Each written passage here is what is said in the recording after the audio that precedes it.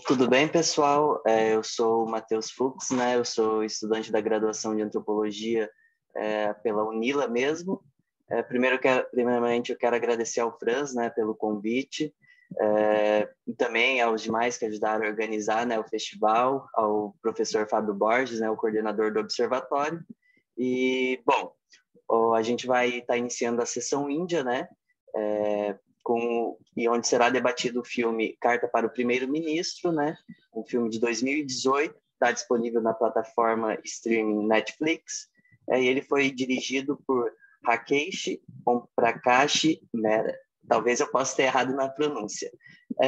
Bom, para discutir esse filme, a gente vai contar com a participação, né, das debatedoras. Eu vou apresentar elas, já também agradecendo, né, a participação. Se eu errar o sobrenome de vocês, eu peço desculpa já, a pronúncia. Eu sou bem ruim assim também com isso. Bom, a gente vai contar, né, a primeira debatedora, a Mariana Fayyad.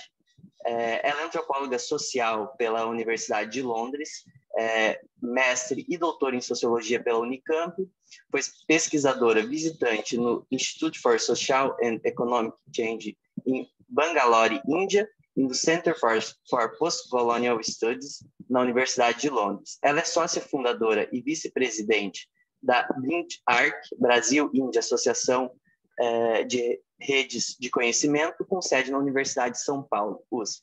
E ela é professora visitante também na UFSCar. Aí a gente tem também a participação de Julie Manguer-Malani. Ela é mestre em imagem e som, é bacharel em audiovisual, com profissionalizante em design gráfico, UX. Ela trabalha nos ramos de produção de arte para televisão e cinema desde 2017 e, em paralelo, ela também mantém pesquisa sobre gênero, raça, sexualidade e cinema indiano. Ela faz parte da gestão da BRIND-ARC, né, como eu falei, Brasil, Índia, Associação de Redes de Conhecimento, que tem a sede na Universidade de São Paulo, né, na USP.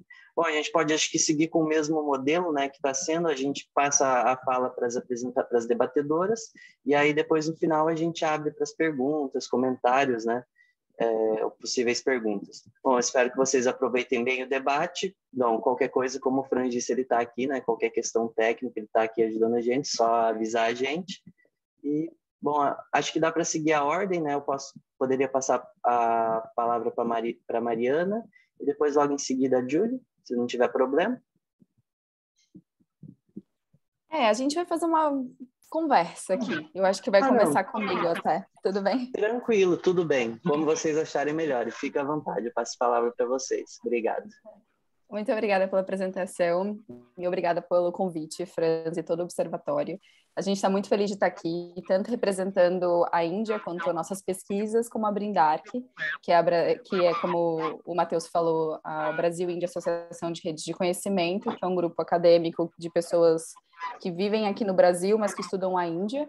Então, pessoas que tiverem interesse também em contribuir ou participar da BRIND-ARC, sintam-se à vontade para mandar mensagens e se filiarem a gente. Seria demais.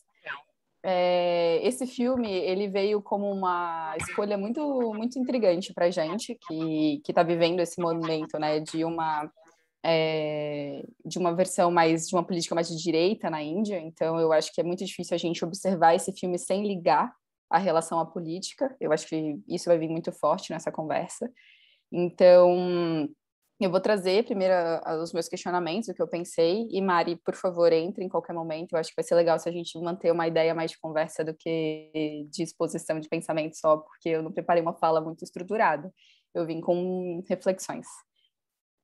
Não sei quem assistiu ou não esse filme, mas ele fala sobre uma comunidade de um grupo social que mora perto de Mumbai, né, um grande centro cultural da Índia, que são pessoas que vivem numa situação extremamente precária, pessoas que vivem em situações como a gente conseguiria entender como de favela, assim, à margem da sociedade. São pessoas que a gente não identifica claramente uma casta, mas eu acho que quem conhece a Índia entende do que a gente está conversando. E toda a parte narrativa do filme, toda a diegese acontece a partir do olhar dessa criança, que é o Kanu, que é uma criancinha de cerca de 8 anos, que tem todo o seu ciclo social muito feliz, muito alegre. Eu acho que tem uma retratação de uma Índia de uma forma muito romantizada, muito doce, muito alegre.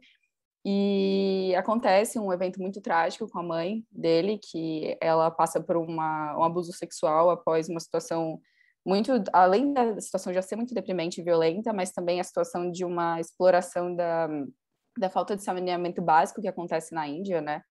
Então, desde o começo, o filme apresenta pequenas cenas de mulheres indo defecar juntas em áreas afastadas, em horários, assim, meio alternativos, né? Assim, à noite, sempre sem entender se era de madrugada, se elas deixavam de dormir para estar fazendo isso, se elas, enfim, condicionavam o organismo delas a viver assim, desse jeito.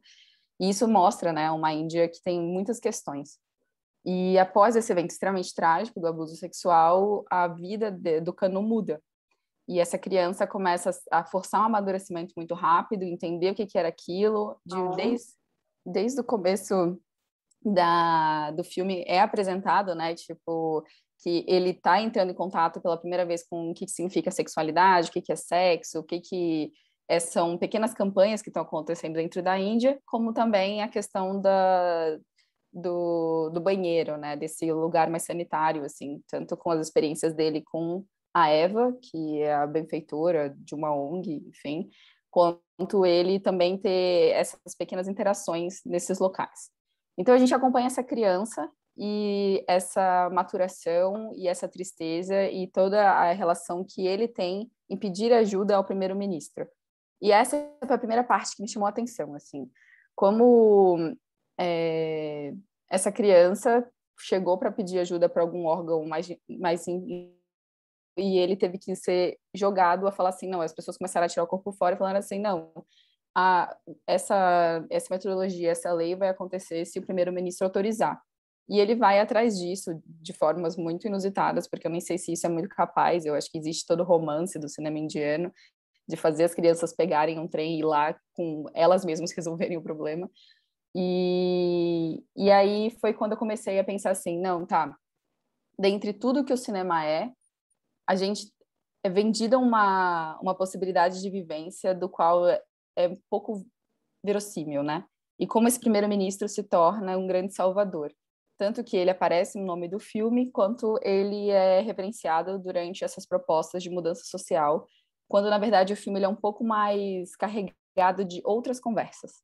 E essas conversas que eu vou falar um pouco mais e deixar a parte de desenvolvimento, castas, questões sociais para a Mari, que é a pesquisa dela, que ela entende melhor para falar. Eu sou formada em audiovisual, eu estudo e pesquiso cinema indiano há muitos anos, e eu vou falar um pouquinho de como esse cinema surgiu. Quando ele foi estruturado, assim, começado assim, a se estruturar dentro da Índia, ainda na Índia colonial, ele tinha um peso muito forte de representar culturas estrangeiras. Quando a Índia estava entrando num molde de luta e busca pela independência, eles usaram o cinema e buscaram o cinema como um método de trazer a própria cultura para o povo que estava se perdendo. Então, desde o começo ele tem um viés nacionalista, desde o começo ele tem uma busca por uma integridade cultural que foi perdida, que foi colonizada, e essa mentalidade nacionalista, faz com que desde da pré-independência o cinema comece a ser estruturado dentro de um pensamento hindu. E as pessoas que iniciaram o cinema, os ativistas e militantes da época, que tiveram acesso a esse artefato e toda essa parafernália de como é formar um filme, que é super difícil, eles usaram isso para contar narrativas que trouxessem o hinduísmo de volta. Então, inicialmente, os primeiros filmes, eles falavam de mitologias. E depois eles começaram a entrar numa estética um pouco mais narrativa, mais ficcional, mas inicialmente era uma narrativa totalmente mitológica e voltar para os deuses, voltar para os contos que reforçavam a cultura hindu e suas crenças hindus. E conforme o tempo foi passando, enfim, a Índia conseguiu sua independência, todo o caos da partilha, toda a mudança que aconteceu lá e a entrada muito forte de uma industrialização nos anos 50 fez com que o cinema se reinventasse e colocasse dentro das suas grandes ficções, e já instaurada a grande indústria do cinema hindi, a mentalidade hindu e ainda nacionalista nas entrelinhas. Então, muitas vezes a gente começa a ver filmes que reforçavam também a força da Índia. Tem grandes filmes assim célebres da cinematografia indiana que trazem a Índia como essa grande ideia de nação, como esse apreço e amor assim a essa nação de um lugar que é político e mesmo com os governos enfim, se alterando dentro da Índia, ainda assim o nacionalismo hindu se tornou muito forte. E quando o cinema comercial se estruturou, assim, se tornou essa grande Bollywood que a gente conhece, ela está imbricada e sempre esteve imbricada a um discurso nacional muito hinduísta. Então, quando a gente começa a ver filmes alternativos surgindo, o cinema independente, as outras indústrias de cinema indiano se formando, a gente começa também a perceber que tem esse discurso político ou no contraponto ou na legitimidade dele. E isso a gente percebeu nesse filme de alguma forma ou de outra, apesar de ser um cinema que já vem depois dos anos 2000, que é um cinema menos fantasioso, é um filme que não tem toda a necessidade da música e da dança clássicos de Bollywood, ele ainda vem com um cinema muito relacionado a essa indústria, que tem todo um paralelo e ainda assim abraça um discurso do governo atual. E uma das coisas que a gente estava conversando, eu e a Mari, antes desse encontro, era sobre esses últimos 3, 4 anos, surgiram muitos filmes sobre a defecagem em público, né? E é uma coisa que sempre foi meio escondida, assim, não é uma coisa que é declarada em filmes, até porque a pobreza é uma coisa que é escondida dentro do cinema indiano popular, mas de repente no cinema independente ela começa a aparecer. E de repente esses filmes se tornarem, essa pauta se tornar parte de filmes grandes e célebres, como Om Prakash Mehra é um diretor grande, ele fez Rang de Bastante, ele fez outros filmes de grande referência política. E ele trazer isso sem uma crítica somente ao governo, mas também em aliança ao governo, porque a aliança dele ele vem falar desse banheiro comunitário, que é uma proposta do Modi, que é o primeiro-ministro atual. Então, eu acho que a Mari vai falar um pouco melhor isso, mas das propostas de governo do Modi era extinguir a situação de defecagem em público e trazer banheiros, nem que fossem comunitários, para toda a sociedade indiana. E uma vez que Om Prakash Mehra já foi um diretor que questionou a sociedade, ele traz dentro desse filme várias questões de gênero, da situação dessa devoção aos deuses, mesmo com tudo acontecendo com a mulher. Eu acho muito interessante a discussão de gênero, e a gente pode falar um pouco melhor disso mais para frente. Mas eu acho interessante ele vir aliado ao discurso do Modi, e é o discurso de que esse primeiro-ministro pode ser um salvador da pátria, quando a gente sabe que ele realmente é muito complexo, né? Ele é um primeiro-ministro complexo. Então, apesar do filme ter uma discussão que já é diferente dos moldes bollywoodianos comerciais, ele trazia pobreza, trazer questões de classe, uma raça meio embutida, a questões de gênero, ele ainda assim talvez esteja afiliado a um pensamento que vale a pena uma reflexão mais profunda. E eu acho que é meio que isso, assim, eu acho que agora a Mari pode falar um pouco e a gente conversa. Nossa, não falaria melhor como você explicou esse final. Mas antes, até, Júlia, pessoal, de entrar nessa questão mais dos banheiros, que eu acho que é um debate, eu acho que só queria ressaltar na fala da Júlia, né, Júlia, que esse cinema todo nacionalista, etc., como a Júlia colocou, coincidentemente, 3 dos seus maiores estrelas são muçulmanos, que são os 3 Khans, né? O Shah Rukh Khan, o Aamir Khan e o Salman Khan. E o Salman Khan, não, esqueceu o Salman Khan, não pode, né, gente? Ele é lindo. Enfim, são 3 muçulmanos. Então, dentro dessa ideologia, surgem esses 3 atores. E eu acho interessante do Shah Rukh Khan, até a gente conversou isso um pouco, Julie, porque o Shah Rukh Khan é uma pessoa que eu acho uma personagem mesmo histórica e de Bollywood muito peculiar. Eu me lembro quando eu estava na Índia em 2010, coincidentemente, foi o lançamento do filme dele, My Name is Khan. E eu nunca tinha ouvido falar no Shah Rukh Khan, nem nada de cinema. Eu estava pesquisando indústria de tecnologia da informação em Bangalore, nada a ver, assim, eu nem ia para a área rural, não estava pensando em nada disso, assim. Eu estava em uma outra pesquisa que, inclusive, me trouxe muito de reflexões também com esse filme, assim. Mas aí, no lugar que eu estava, lá no Instituto for Social and Economic Change, a minha vizinha de quarto, um dia eu acordei e tinha uma francesa, uma senhora francesa, assim, né? Senhora. Devia ter uns 60 anos, assim. E eu perguntei para ela se ela era professora, que ela falou assim, não, eu sou a presidente do fã-clube do Shah Rukh Khan da França. E eu vim para cá porque ia rolar um encontro de fã-clubes do cara. Eu falei, pô, quem é esse cara? Não, nossa, quando eu falei quem é esse cara, a mulher quase desmaiou. Assim, ela falou assim, nossa, não, era caneca, presente, camiseta, tudo, assim, tudo, coisas Mari, como você conseguiu? assinadas. Não, foi muito louco. Eu achei assim, foi uma experiência bem feliz, assim, quer dizer. E aí ela me falando isso, mas ao mesmo tempo o filme dele estava todo pichado, o pessoal entrando em cinema, quebrando o cinema, e eu não tinha nem pensado na questão da violência, que foi é o meu grande tema de pesquisa da Índia hoje, então foi meio que nesse momento que meu olhar se voltou da Índia para a questão da violência, foi assim, nossa, como assim? Era riots contra os cinemas em Bangalore, a cidade super ocidentalizada assim, na Índia, talvez a mais, assim, Silicon Valley, sabe? Mahatma, MG Road, assim, com aqueles cafés super ocidentalizados, orientalizados, assim, que todo mundo pode tomar cerveja, sabe? É uma cidade, quer dizer, o centrão ali, né? E ali os caras destruindo o cinema da grande estrela do cinema. Precisamos urgentemente assistir esse filme, entendeu? O que esse cara está falando, né? Porque não pode ser algo trivial. E, de fato, não é um grande crítica social. Na verdade, ele faz o papel de um... Nossa, saindo total do filme aqui, né, gente? Só para falar um pouco de Bollywood, né? Não estamos nem aqui articulando a questão desse filme. Mas o que eu queria dizer é que o Shah Rukh Khan não é uma estrela qualquer. Ele é um grande estrela. E a gente não vê o peso de Bollywood assim, em termos numéricos e o impacto dele no mundo, que o Shah Rukh Khan é uma figura que faz aniversário e o prédio mais alto de Dubai fica escrito Happy Birthday King. Entendeu? Assim, em Dubai. O cara é gigante. Ele foi eu vi uma entrevista dele que eu achei muito engraçada com um desses entrevistadores americanos, que é todo posudo, assim, arrogante. Ele falou assim, eu nem sabia direito quem era você. Ele falou assim, eu sou o ator com o maior número de fãs no mundo. E falou, tipo, 2 bilhões de fãs no mundo, assim, o cara é gigante.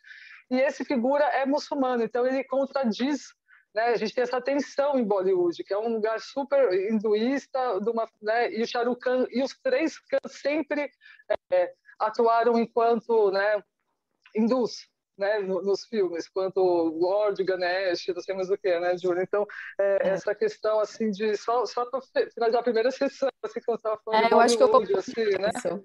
Então, trazendo isso em conversa, quando o cinema surgiu na Índia, ele tinha todo como que é, essa proposta de trazer o viés hindu para as imagens e reeducar a nação, teve toda essa preocupação muito forte dos ativistas nesse movimento nacionalista de trazer o cinema como uma imagem educadora. Na hora que os atores começaram a performar esses deuses, eles foram considerados deuses pela população. Então, até hoje, você vai assim, em vários templos e tem essas imagens dentro de casa, em lugares grandes, de atores personificando deuses como se eles pudessem ser. E eu acho que dentro do imaginário indiano, da população de massa, assim, eu acho que às vezes realmente é difícil você quebrar essa imagem, porque eles representam algo que expressa a necessidade espiritual dessas pessoas. Então, além de enfim, né, a Índia tem quantos milhões, bilhões, trilhões de seres humanos que consomem cinema diariamente, é o maior entretenimento que existe dentro daquela nação, e ele mexe com toda a estrutura econômica do lugar, assim. Então, o cinema dentro da Índia, não sei para quem conhece algum pouco assim de cultura indiana, mas ele é regulador social na Índia, é muito forte. E assim, realmente, os 3 Khans, eles têm um peso muito, muito grande de, inclusive, influenciar votos. Inclusive, o Shah Rukh Khan, ele foi aliado de Modi por muito tempo. Então, tem muitas coisas que a gente questiona, a gente fica pensando, cara, como assim, sabe? É contra a própria, enfim, legitimidade. E uma das coisas que eu acho interessante a gente pontuar, não sei para também quem acompanha ou não essa política externa, né? A Índia, o Modi, ele tem por ele ser nacionalista, por ele vir de um partido de extrema direita, ele tem uma conversa anti-muçulmana, do qual gerou muitas revoltas, e até hoje há muitos muçulmanos morrendo graças a essa propaganda que ele atinge, assim. E eu acho que é nessa conversa que a Mari veio sobre como é tão engraçado e tão preocupante, tão deturpador, né? A ideia de que pessoas muçulmanas com esse sobrenome, com esse peso, ainda conseguem transitar nesse lugar e como que a política lá agora é bem complexa. Mas ainda me vieram duas coisas aqui interessantes falar. Assim, uma que, por um lado, quando teve a partilha da Índia e do Paquistão, a elite muçulmana migrou para o Paquistão, né? Então, o Paquistão, os muçulmanos na Índia, que hoje é a maior minoria muçulmana do mundo, são mais de 240 milhões de muçulmanos na Índia, então maior que a população do Brasil. Esse pessoal ficou sem nenhuma representatividade política, econômica, etc., né? Então, nesse sentido, Bollywood foi um dos poucos mercados em que floresceu uma elite muçulmana, que foi no cinema. Então, nesse sentido, enfim, embora seja toda essa né, esse viés hinduísta, ainda é um espaço que até então foi aberto, mas que hoje está sendo atacado, inclusive pelos grandes três clãs. Assim, os três tiveram um problema. Parece que o Amir Khan não deixaram de fazer um comercial, alguma coisa assim. Falaram que é melhor não ter você aqui, né? Não, eu acho que a estrutura deles, os estúdios são deles, as famílias que mexem o cinema de Bollywood é de grande poder muçulmano. Porém, as histórias continuam sendo extremamente hindus. Sim. Exatamente. O Shah Rukh Khan, acho que o primeiro que ele meio que tentou quebrar isso foi o My Name is Khan, por isso que quebraram o cinema. E nem foi uma coisa assim super revolucionária o filme, né? Mas eu acho que tem uma leitura de que talvez uma pessoa indiana está no papel de terrorismo, que é o que, né, o My Name is Khan trata, sobre qualquer pessoa de origem asiática desse lugar, né, que seja muçulmana, pode ser um potencial terrorista. Então, eu acho que ele está vinculado... Não, também, mais indiana, né? Mas isso é uma coisa que Shah Rukh Khan sempre tenta fazer, né? Qual que é a sua religião? Eu sou indiano, não sei o quê, minha mulher é hindu, ele sempre... Mas, tirando Shah Rukh Khan de lá, assim, indo para o filme, esse filme é um filme que, naquela grande pobreza, a gente não tem esses recortes, né? Nem religioso, nem de casta, que são bem importantes. Né, nesse sentido. Então, o filme, nesse ponto de vista, ele trata, na minha opinião, é claro, né, e aqui já trazendo umas coisas, uma reflexão já mais até estatística, assim, que eu estava pensando, né, e mais sociológica, claro, nesse sentido de você não vê, você vê uma pobreza super homogeneizada que podia ser qualquer lugar do mundo. Quer dizer, qualquer lugar do mundo não, mas podia ser vários lugares, podia ser na África, podia ser até no Brasil, podia ser em outros lugares, né? Então, meio que tirando as danças e as cores e os sares, mas mesmo as cores são diversos outros, né, países têm diversas cores, então tirou diversas lutas, né, diversas manifestações e conflitos mesmo da sociedade. Você não vê, mas isso é muito difícil ver em Bollywood em geral, né?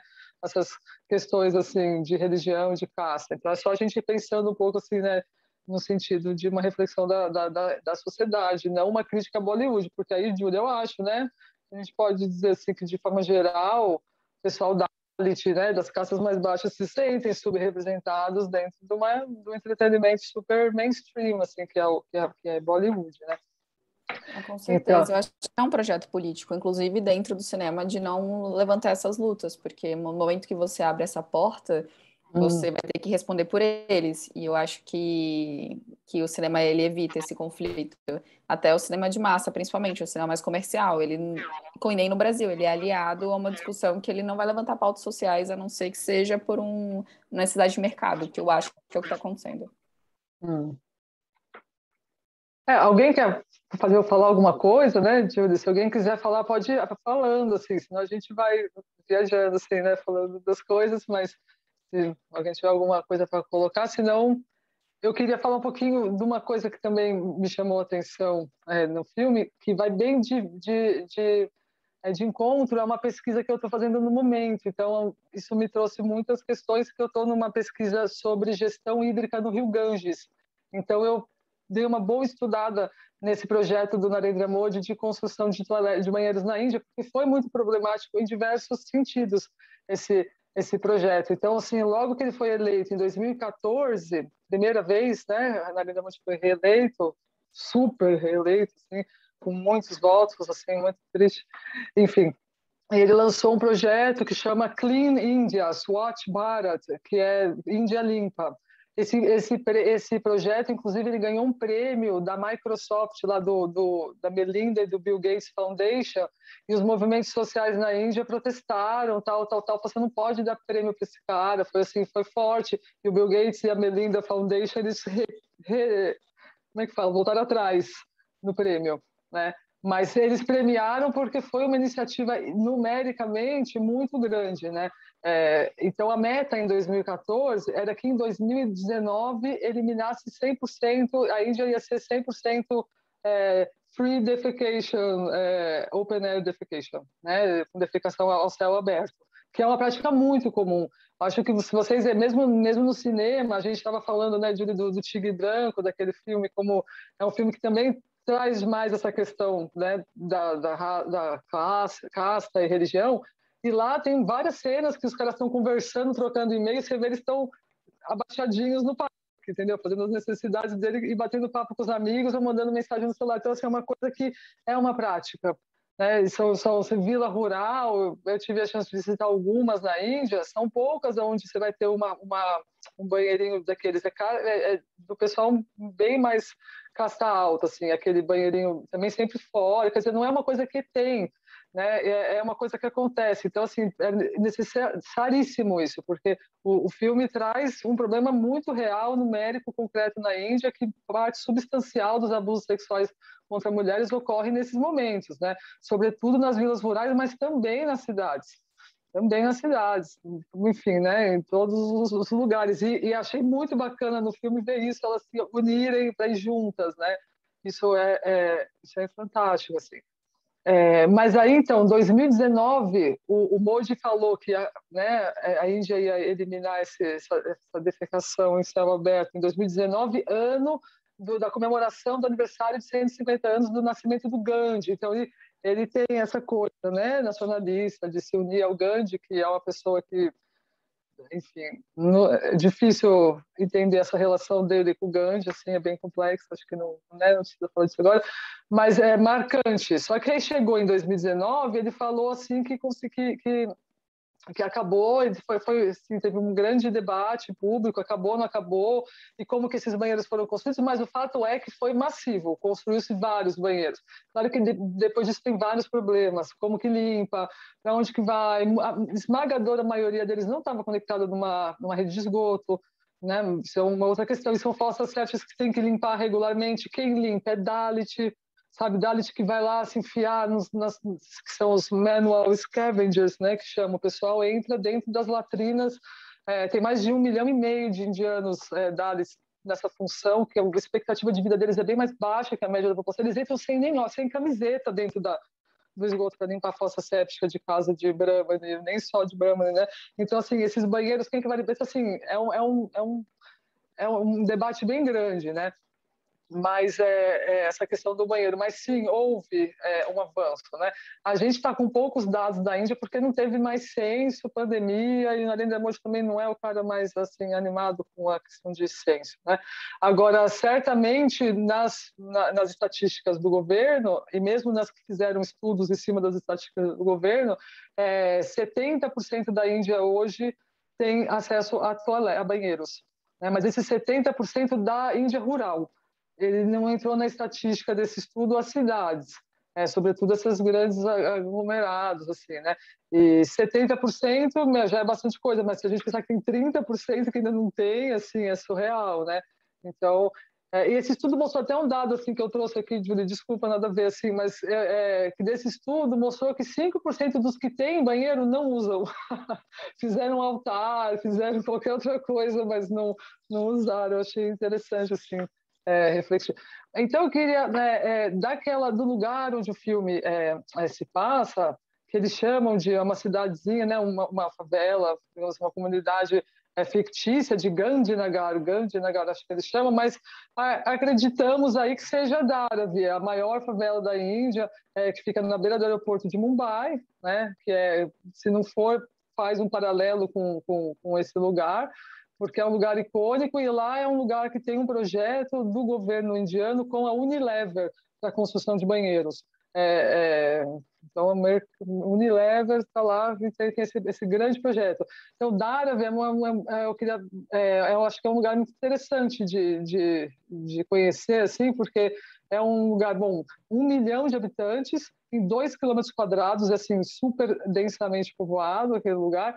E dentro de Dharavi tem uma coisa que eu acho que muito, infelizmente, né, aqui no Brasil também, é o turismo em Dharavi. Então, se vocês vão na internet, você encontra um negócio que eles chamam de reality tours.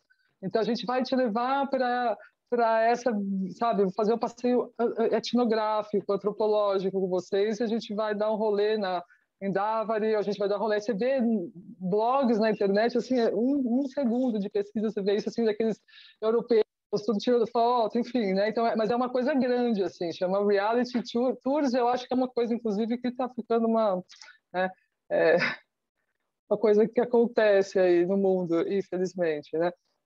E, enfim, então é isso, assim, eu acho que nesse sentido a gente tem que pensar tanto, o que me leva a pensar isso, sim, tem toda a questão de gênero, tem toda a questão de acesso mesmo, né, e tem a questão de saneamento básico também, é tudo poluído, porque construiu banheiros na Índia inteira, né, enfim, essa confusão. Então, isso é uma coisa, né? O filme denuncia um problema que é importantíssimo ser denunciado, embora o faça por problemas que a gente possa, né, Júlia, vir trazer aqui em relação ao filme, é excelente que esse problema é denunciado, porque, inclusive, a homogeneização da pobreza que esse filme faz também ajuda a gente a refletir que, poxa, não é só na Índia, né? Também isso é uma coisa que você vai procurar, você vai ver grandes favelas no mundo, ninguém tem banheiro também, né? Então é uma coisa assim que é muito mais comum do que a gente imagina. Tanto que ele termina falando que são 300 milhões de mulheres na Índia que não têm acesso ao banheiro. Então, assim, é uma coisa muito grande. Isso é só na Índia. A gente tem na África, né? tem na América Latina, tem em outros países da Ásia. A maior favela do mundo é no Paquistão, em Karachi, que é maior que Dharavi.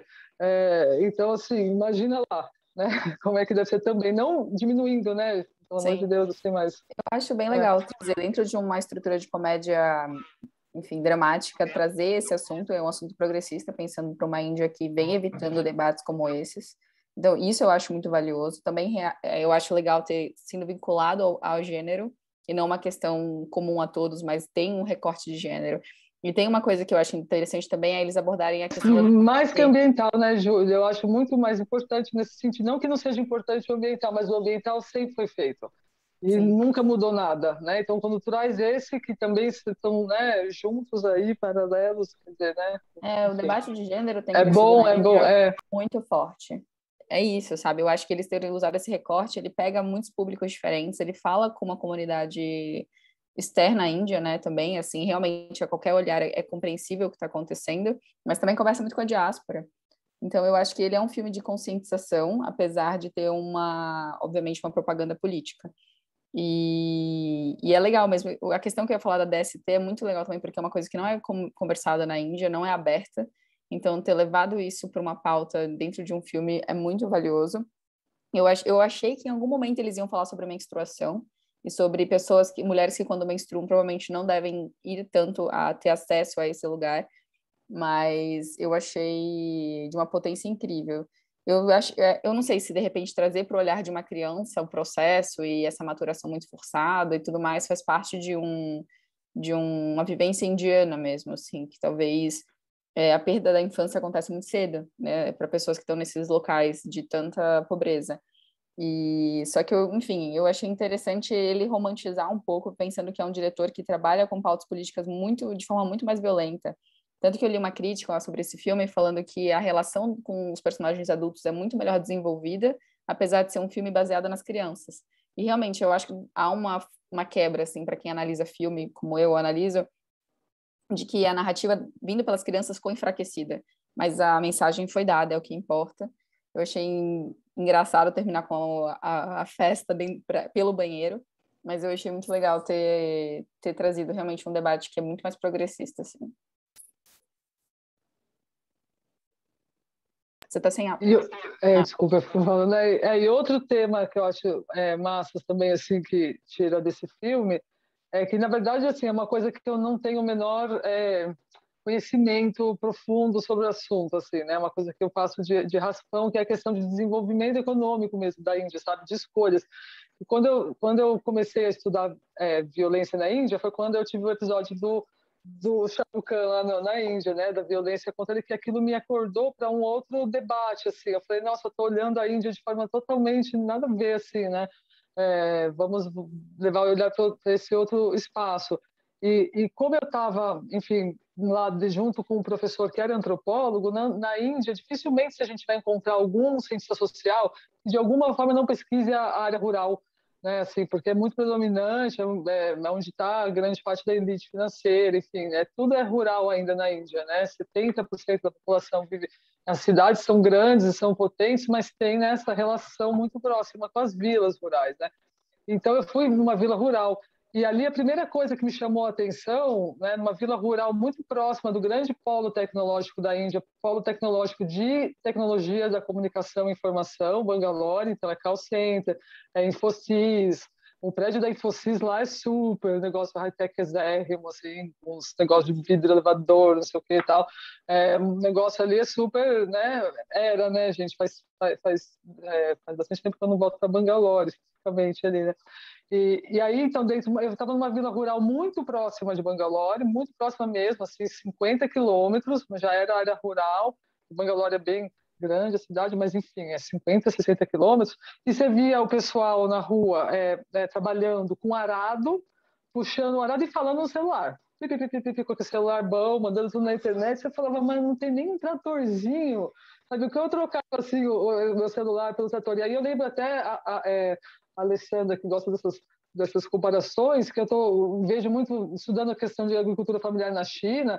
A China tem um grande projeto tecnológico de tecnologia para o agricultor familiar, de tratorzinhos, maquininhas, para agilizar a vida, assim, sabe? Aí na Índia você via os caras com celular, então eu pensei muito nisso no filme também, sabe? Os menininhos ali não tem, né? Não que não deva ter, pelo amor de Deus, eu não estou dizendo isso, assim. Estou falando das discrepâncias mesmo de modelos de desenvolvimento, né? Eu acho que tem muito a ver, inclusive, com o sistema de caças, com quem é a elite da Índia, que é uma elite muito mais de trabalho imaterial do que o engenheiro, né? Engenheiro, assim, se fosse pensar, se o sistema de caça fosse uma divisão de trabalho, coisa que não é só isso, mas o engenheiro jamais seria um Brahmane, né? Então, então me refleti isso um pouco assim nesse filme, nessas situações em que a gente via o pessoal, poxa, não tem nem banheiro, cara, os menininhos naquele, né, na tubulação de água ali, Isso é todos os super dias as reinteressante. mulheres, e tem, né, tem o celular, então assim é uma coisa que me chamou bastante atenção também, né? Eu fiquei pensando nisso, sabia? Porque aparece muitas vezes a relação dessas crianças com o celular, o que me chama atenção em vários pontos. Inclusive, a idade delas para terem um celular de tanta tecnologia, quanto é exatamente isso. Eles estão todos juntos, assim, defecando com o celularzinho na mão.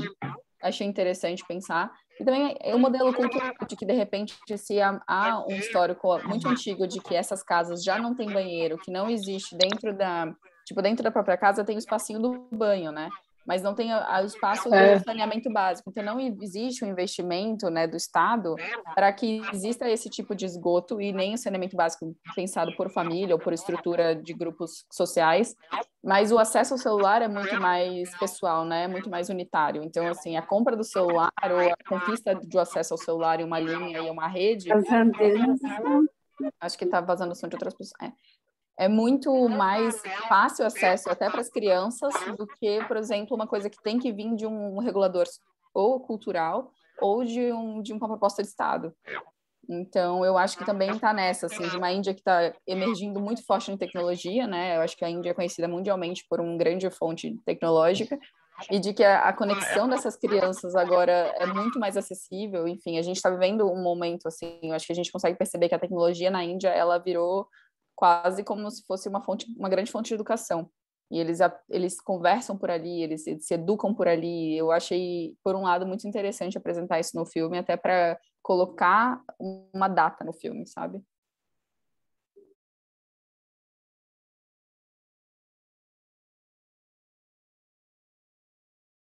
Acho que você está sem áudio de novo, Mário.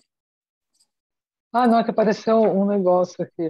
Então, acho que é isso, né, Júlia, assim, de começo, assim, né? Já fizemos muitas reflexões, assim, sobre, né, coisas que nos chamaram a atenção, assim. Agora, acho que podia conversar mais aí, né, Franz?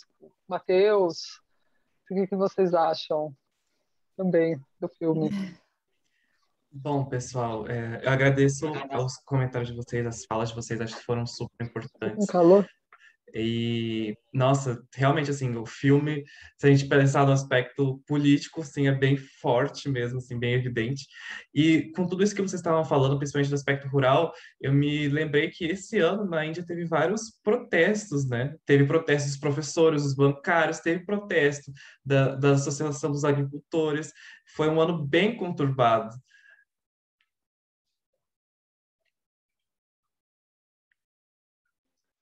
Não, o protesto dos agricultores foi imenso, imenso, né? Eles organizaram uma que foi considerada a maior greve da história da humanidade, assim, foram mais de 200 milhões de pessoas que pararam de trabalhar em março, né?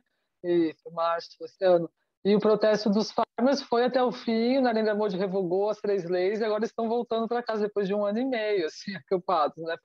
Foi impressionante do pessoal Sikh, né? A esmagadora maioria dos agricultores da religião Sikh, né? Não eram é, é um grupo, é uma minoria religiosa também, que a maioria deles vive na Índia mesmo, né?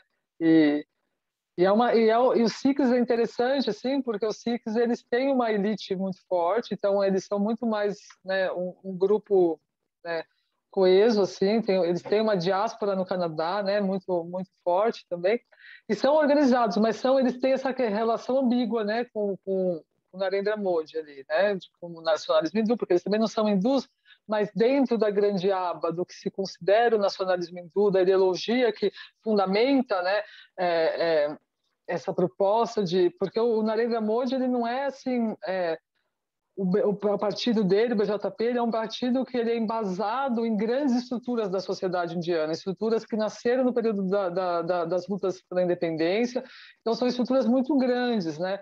E os Sikhs, eles dentro dessa estrutura grande, têm uma definição de o que é um hindu, né? E os Sikhs, por ser uma religião nascida na Índia, muito próxima, né? Ela entra mais ou menos dentro desse panteão do hinduísmo, então eles têm uma relação conflituosa, às vezes são aliados, às vezes não são. E quando não são, se uniram de forma bastante... tiveram um conflito muito grande com o Estado indiano na década de 80, que inclusive a Indira Gandhi foi assassinada por 2 Sikhs, que eram guarda-costas dela, depois de um conflito, de uma luta, né, uma revolta mesmo por libertação do Punjab, que é onde moram os Sikhs, que é esse pessoal que é os Sikhs no Punjab, é um estado que fica na bacia do rio Indus, então é um lugar de grande agricultura na Índia, é um dos principais locais de produção agrícola na Índia, e tanto no Paquistão, que o Punjab é enorme, foi dividido na partilha, e o Punjab paquistanês também é a região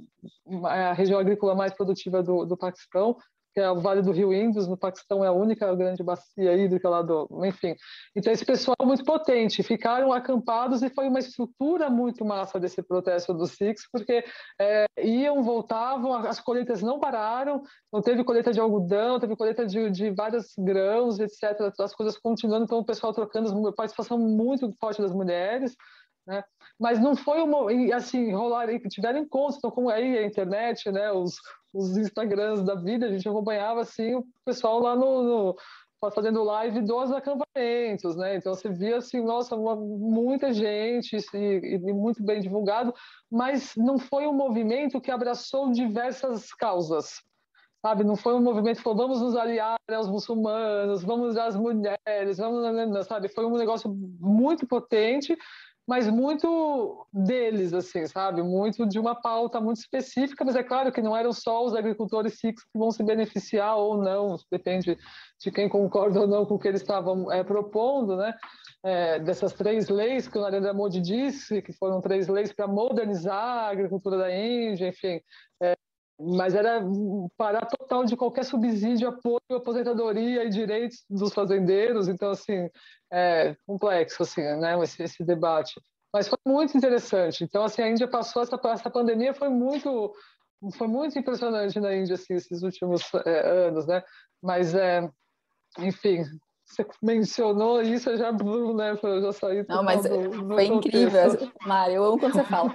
Mas uma das coisas que eu acho incrível da Índia e muito forte mesmo é a pauta da própria relação pós-colonial, né? Essa briga por uma questão cultural de se manter lá, de se manter firme dentro das estruturas próprias, porque essa proposta de modernização, ela tinha um caráter colonial, assim, e eu acho que os Sikhs foram incríveis dentro de um processo que foi quase inesperado, né? A gente sabe que existe uma grande organização, mas o jeito que foi tomado, até por causa de um abraço da mídia sobre o processo, foi muito, muito bonito de ver, assim.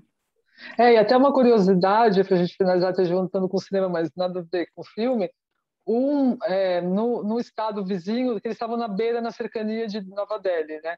Então, em um estado ali vizinho, que Nova Delhi é um território federal, né? Então, pertinho de outros territórios ali. Então, um ministro de governo do estado vizinho, onde eles estavam, o filho dele atropelou, invadiu o protesto, atropelou um monte de gente e morreram 2 agricultores. No dia seguinte, o governo, eu estou falando uma coincidência, tá, gente? Não estou falando que foi uma coisa ligada com a outra, assim. Mas no dia seguinte, o filho do Shah Rukh Khan foi preso. Foi muito louco isso, assim. Aí ninguém falou dos caras, né, dos agricultores, só falaram do filho do mega popstar de 4 bilhões de fãs, Torre de Dubai, Será que a gente King. vive isso no Brasil também? Essas mudanças de Então, pauta? mudança de pauta radical. Imagina o filho do Shah Rukh Khan preso, assim, o jornal não tinha como falar em outras coisas, E assim, ele foi, acabou de ser, é, enfim, né? Quando ele foi liberto, ainda vieram com não tinha provas. A gente, só mais é, novidades. não tinha prova, não acharam os negócios, e o Shah Rukh Khan entrou com pedido de fiança e não deram. Eu achei assim, foi uma disputa ali, sabe, entre, não sei, se ele tivesse ali com uma montanha, né, de drogas, isso não foi encontrado. Então a gente nem sabe Não, dizer e o é que o uma menino estava coisa que carregando ali. não, e vamos pensar quem que é a Índia e essa mega estrutura de atores, né? Com certeza outras pessoas já foram encontradas portando drogas e conseguiram manipular a polícia. Isso realmente é um jogo de mídia. Para mim é bem óbvio. Então, A Alessandra tá fazendo umas perguntas aqui. Você quer dar uma olhadinha? A gente pode. Vocês preferem que eu leia a pergunta, comentário? Sim, melhor. Eu vou ler. E aí, Alessandro, se você se sentir confortável, tiver vontade, pode também falar, abrir o microfone, pode se sentir à vontade também. Bom, eu vou ler aqui o comentário dela e as duas questões. Ela coloca assim: é interessante essa questão de priorizar ter um celular, mas não banheiro, algo que ocorre até no Brasil. Com a falta de saneamento nas favelas, mas todos têm um celular. Mas pode ser justamente a importância da tecnologia para a comunicação e educação que faça isso ter uma importância maior. Eu queria perguntar sobre a cena que os meninos vão tentar conversar com o primeiro-ministro para tentar pedir a construção de um banheiro. Gostaria de ouvir de vocês sobre a construção dessa parte do filme, em termos de como propaganda foi formulada no filme e o quanto isso tem relação com o cenário da vida real. O quanto as pessoas. Só um pouquinho que travou aqui. O quanto as pessoas que vivem em favelas têm acesso às autoridades e como isso ocorre. E tem uma pergunta ainda sobre a união das mulheres para a garantia de direitos e protestos, outra questão que foi bastante salientada e como já comentado.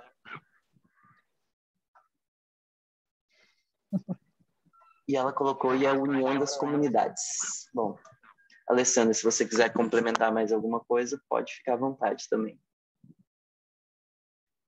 Não, é só o que eu já escrevi ali, só não sei se está travando mais ou menos, mas a conexão, mas me interessou, eu fiquei bastante interessada nessa questão me chamou 3 pontos, me chamaram a atenção, outros elas já comentaram.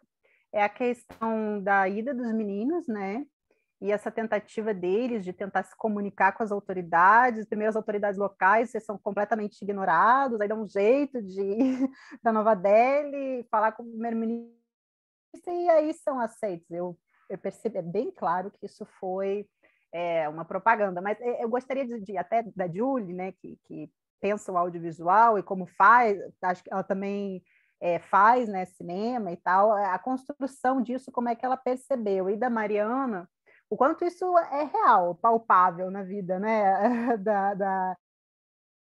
dos indianos que se encontram numa situação de extrema pobreza, né, o quanto eles têm realmente acesso às autoridades e à união deles, né, a gente teve esses tempos aí que no Brasil, lembra que nós comentamos, Mari, que não saiu uma linha no Brasil, greves, né? Greves gerais, uma das maiores greves do mundo, e simplesmente passou batido na imprensa brasileira. A união das comunidades, do pessoal que vive em favelas, independente das diferenças de castas e religião que eles venham a ter, não sei se existe uma união para quem está nessa situação social tão extrema, né?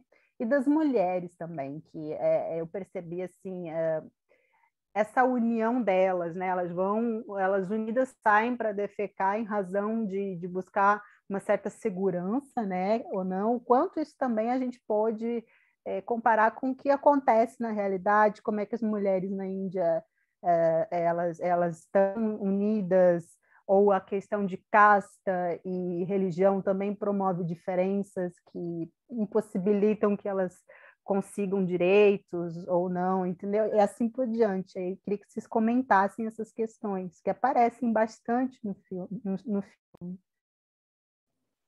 Nossa, muito legal. Obrigada pelas perguntas, Alessandra. Vamos lá, sobre a parte de cinema.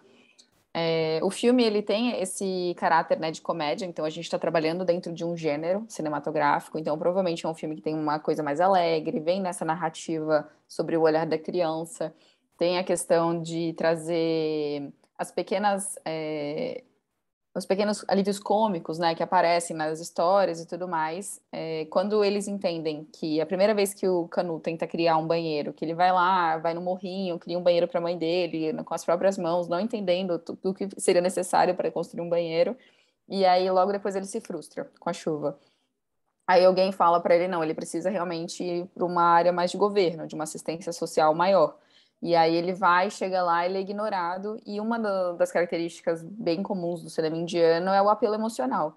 Então, na hora que ele começa a explicar a história, entre linhas, ele não narra exatamente o que aconteceu, e aquelas pessoas ali, né, os secretários, que são os primeiros atendentes a receber ele, ignoram, fazem piada, depois falam para ele, não, a gente não pode fazer nada, por mais que a gente queira, tem que ser uma ordem que venha de cima. E aí eles indicam que a ordem superior que existe na Índia é o primeiro-ministro. Então, cria-se esse imaginário da criança sobre essa pessoa. Primeiro, que eles poderiam ter acesso, né? Que eu já acho bem difícil, assim, é uma ordem que nem a gente tem aqui em qualquer lugar do mundo, a gente não tem acesso a esse órgão tão importante assim. E eu acho que também era uma fala, né, para mostrar esse poder dessa pessoa, falar sobre esse processo que está acontecendo na Índia atual. E eles entram nessa jornada. Dentro da jornada, a gente tem alguns simbolismos muito fortes do que significa tudo isso, né? Um deles é o trem. A Índia ela tem um apego muito forte à imagem do trem, aparece muitas vezes no filme. O trem é um símbolo muito forte de progresso, de mudança social, de transição, de movimento. Então, essas crianças se vestindo, sabe? A gente vê que elas sabem que é uma coisa importante. Elas se vestem com os terninhos dela. O que é engraçado, porque tem muita licença poética, né? Assim, do nada, eles pegam esses terninhos de onde, como, e a família não percebe. E aí, eles pegam o trem e vão para lá. E aí, uma viagem que é longuíssima, né? Tipo, eu já fiz essa viagem de trem mais de uma vez, ela dura uma noite inteira, então eles passaram um dia inteiro só para fazer a viagem. Chegam lá com toda a destreza deles, vão nos pontos turísticos primeiro. Muito engraçado, assim, tipo, mostra com a importância dessa Índia que é vendida nos filmes, que é vendida nos noticiários, né? Então, assim, para eles é muito importante dizer que estava lá, e aí como diz que estava lá? Tirando foto, tendo esse celular com a bateria eterna, muitas outras coisas que eu achei muito interessante. E aí, quando eles vão para esse lugar para tentar falar com o primeiro-ministro, é quando a gente vê o choque, né, da classe, que é, por enquanto, classe, porque casta realmente está nebuloso na conversa. Que eles são identificados, eles têm marcadores sociais identificáveis de que eles não podem entrar lá, enquanto outras crianças que seriam de escolas poderiam. E aí, na hora que ele tenta entrar, primeiro os seguranças barram. E aí eles questionam, mas por que que eles podem ou não? O filme tem vários micro-questionamentos, né? Eu acho muito bonito esse, na entrada para tentar conversar com o primeiro-ministro, quanto aquela da parte do templo de Deus tem que é Deus que precisa te pedir perdão. Eu achei muito legal isso. Então, tem várias críticas a moldes indianos, assim. E aí, na hora que eles não conseguem entrar, de alguma forma que não tem uma resolução muito clara sobre o que acontece, eles são permitidos entrar. E quando eles entram, tem essa conversa, né, que com os atendentes iniciais, também são secretários, que também se emocionam. Então, eu acho que a gente percebe, né, pelas histórias, pelo conhecimento de uma Índia mais concreta, mais dura, que essa é um filme que ele apresenta uma emoção que normalmente não aconteceria na vida real. Essas pessoas não teriam nem chance de entrar lá, muitas vezes não teriam chance de apresentar uma carta do jeito que foi escrita, como foi feita, sem uma pessoa, uma autoridade por trás, ou uma pessoa adulta por trás. Eu acho que a criança não é ouvida como um ser que tem voz ativa na sociedade. E aí chega lá, tem essa romantização do processo, que faz com que exista também uma comoção, né, de quem está assistindo para conseguir considerar essa história, entender que existe leis e hierarquias para algo assim acontecer. Eu considero um filme totalmente assim que tem um apelo, né, muito emocional e que tem um apego um pouco idealista do processo do que seria realmente chegar uma carta ao primeiro-ministro. E também eu acho que a história em si conta a história desse grupo favelado, muito pobre, sem saneamento básico, que tem aquela vivência específica, e ela ganha um novo personagem principal, que é o primeiro-ministro. Apesar de ele nunca aparecer, ele tá toda hora sendo mencionado no filme, ele tá no título do filme. Então, para mim, a propaganda, ela vem em lugares muito indiretos, até a gente perceber que a gente achava que o primeiro-ministro nunca ia fazer nada por eles, e aí, magicamente, lá no final, mostra que o tempo, apesar de tudo, apesar da Índia ser lerda, com vários processos de leis, chegou no primeiro-ministro e ele ficou comovido e foi atrás dele pessoalmente, né, não ele, mas as pessoas abaixo dele, foram na casa do Canu, porque ele foi o salvador, né? Então, tem toda essa questão da conversa para quem estuda narrativa, tem toda a trajetória do herói, tem muitas outras coisas implícitas que fazem acreditar numa certa quase meritocracia que não existe na real. Então, eu acho interessante olhar por essa lógica, assim. E eu não lembro mais qual era a outra parte que vinha para mim, mas vou deixar a Mari falar agora. Não, da pergunta se eles seriam ouvidos, né? Então a gente volta para trás e vamos, né, pensar quem que mora dentro dessa comunidade, quem são essas pessoas, né?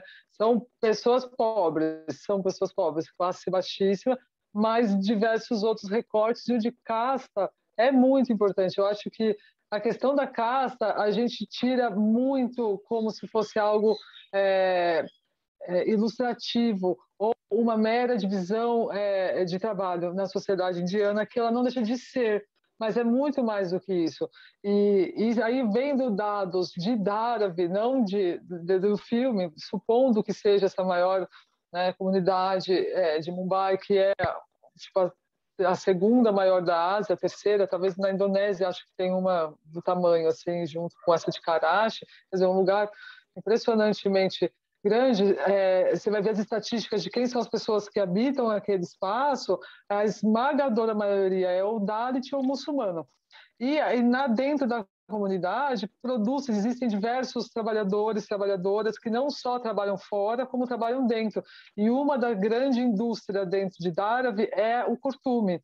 E o curtume 100% é muçulmano porque é tratar com carne de vaca, né? Tanto que o Narendra Modi está proibindo o consumo de carne, de abate, etc., que vai atacar de frente essas pessoas, né? Esses trabalhadores. Então tem essa comunidade muçulmana e a comunidade Dalit. Então, supondo que a gente acerte com 99,9% de certeza que o Canu era um Dalit, ou se não era um Dalit, é alguém um pouco melhor do que o Dalit, a gente está falando de uma grande estrutura.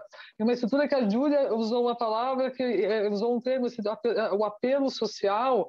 Esse apelo social que sempre aparece, ver eles implorando, aí o pessoal chora, e é muito comum, inclusive em filme indiano, você vê pessoas se tapeando, mas você é burro, como se você pudesse bater na outra pessoa, o chefe batendo, sabe, dando tapinha, assim, você fala, meu, né? Não é como assim você está me batendo, né?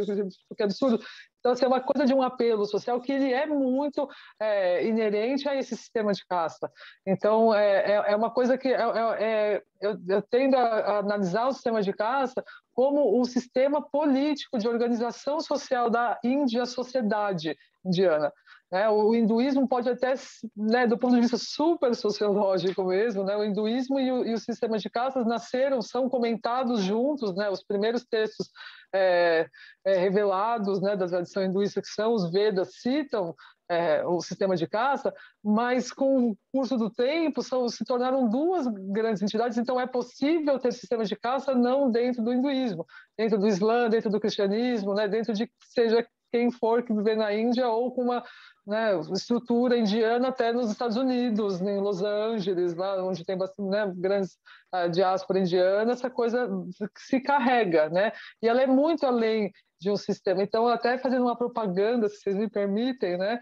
Que tem o grande liderança Dalit Ambedkar, que escreveu um livro Aniquilação das Castas, que eu estou traduzindo, e é uma coisa assim maravilhosa traduzir esse livro, assim, é um pecado não ter em português, porque é um debate desse figura precisa estar em debate, né? Então é um cara que escreveu um texto que chama Aniquilação das Castas, que para ele a única forma de acabar com a opressão é entrar na religião. Então é um crítico, né, a esse sistema. Então pergunto a vocês, bom, enfim, então já antes de fazer essa pergunta final, assim, mas então esses Dalits estão dentro das estruturas hinduístas, eles não são nem casta, eles são outcast, fora do sistema. O sistema em Manu, que veio dos Vedas, são 4 castas. Tem uma casta de servos, que é o Shudra. Então os Dalits estão fora disso, eles não são nem servos, né? Então, o Ambedkar, ele diz nesse livro que o sistema de caste é o sistema de escravidão mais antigo da história da humanidade em continuidade e ninguém fala dele, né? Da perspectiva de um Dalit. Então, como se dão essas estruturas, né? Em termos mais precários de todos, é o acesso à água, que aos Dalits é negado para não usar o mesmo corpo d'água de um hindu de casta, por conta da poluição. Então, Ambedkar conta que o avô dele carregava cântaros, a casta deles, para não poluir com suor, não pode caminhar na mesma rua, não pode ter, sabe? Então, assim, claro que as coisas vão diminuindo, mas anteontem, vocês podem ver no jornal indiano, um Dalit foi assassinado porque almoçou com um rapaz de caça alta num casamento, numa vila. Não tem casamento. Uma das coisas que o Ambedkar fala para eliminar o sistema de casta é casamento e interdining, trocar comida com gente de outra casta. É assim que você vai eliminando. Por um lado é problemático, porque o casamento, né, joga de novo o ônus da treta sempre na mulher, né?